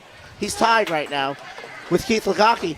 And it's the same thing. People need to realize how hard these jobs are and how difficult it is. And especially for Squatty Bell to come and taking over a team that's been to the state championship 2 years in a row, there's going to be some growing pains when you have that much transition, when you have that many young, talented kids that you've got to get to figure out. So, I think this is a step in the right direction. Squatty's been successful wherever he's gone, and I expect him to continue to be. Turning to the Pirates, it's a setback. Obviously, they can't win the district championship because Bellevue is not going to beat Mainland. But if they win 2 of their next 3 against Menendez, Mount Dora, and Bellevue, I think they're still pretty much into the playoffs, and then we'll see what happens in the Potato Bowl, which it gets closer every day, doesn't it? It's just a couple weeks away. And I do want to mention second time we've seen Mainland and Flagler County this year. Last time they were here, they scored 2 points. And tonight they score 43 points to get their first victory of the season. John Austin, what are your impressions on tonight's game? I mean, I think it was two young teams. I think Mainland just showed their athleticism more so. I mean, you had 7 or 8 guys doing triple backflips in the end zone after the game. I think that was pretty much the difference. You had a lot of athleticism. You had some big size. There's another Kwasi Kwaku doing another triple backflip at midfield right now. To be young. But no, so that very incredible size and their athleticism was really the difference here. Matanzas, I mean, I don't think you can put too much stock into this game. I mean, you weren't favored, and you're a young team, and you also were without one of your best players for most of the game when Wiley Connor went out with that ankle injury in the first quarter. So I wouldn't dwell on it too much. Watch the film, see what you can do to get better, and then build from it, because there's still a lot of football left to be played, and they can still definitely make the playoffs and make a run. Yeah, that is a great point, Mike. One more time, Rich and Mike Sports Show tomorrow morning at 7:30. What do we have to look forward to there? We'll talk about FPC in the districts. We'll maybe talk about this game a little bit. We'll talk about Matanzas' game at Mount Dora coming up next week as well. And then maybe we should talk about the Jets some more, because for some reason they finally are worth talking about. Yeah, I know. When is that ever the case? Holy cow. As we see Brett Warnoff, the great Brett Warnoff of the Palm Coast Observer. Thank you so much for supporting the broadcast, Palm Coast Observer. Check it out. Subscribe to them as well. Yeah, it was a tough night here. And, next week we will be on the road. Pirates battle Mount Dora Hurricanes. How about that one, Mike, real quick on the Hurricanes? Mount Dora is playing Atlantic tonight. I couldn't get a score on that one, but Atlantic was 0-4 coming in. Mount Dora was 3-1, so I'm going to assume Mount Dora, if that game did get played tonight, is going to be 4-1, coming off a playoff season last year, just like the Matanzas Pirates. So it's going to be a tough matchup for Matanzas, but a good opportunity to bounce back and show what they're made of. Indeed, and we will be there on the WNZF Sports Network. You can listen to the game on 94.9 FM. WNZF, and watch the game on the Flagler Radio YouTube channel. Again, please subscribe if you're enjoying these games. You get the alerts every time we go live, and we'd really appreciate it, because we're trying to get to 1,000 subscribers to prove the power of Flagler County sports, in particular right now, Flagler County High School football. One final time, the score here tonight, 43-0. The Mainland Buccaneers defeat the Matanzas Pirates. For Mike Licio and John Austin and producer Sharon Carroll, I'm Rich Carroll. Have a great night, Flagler County. Touchdown, Pirates! Yeah, here we go. We are ready for some football here tonight. Pirates take the field. He's got some room to run. He's dangerous out there. Jumps over somebody again.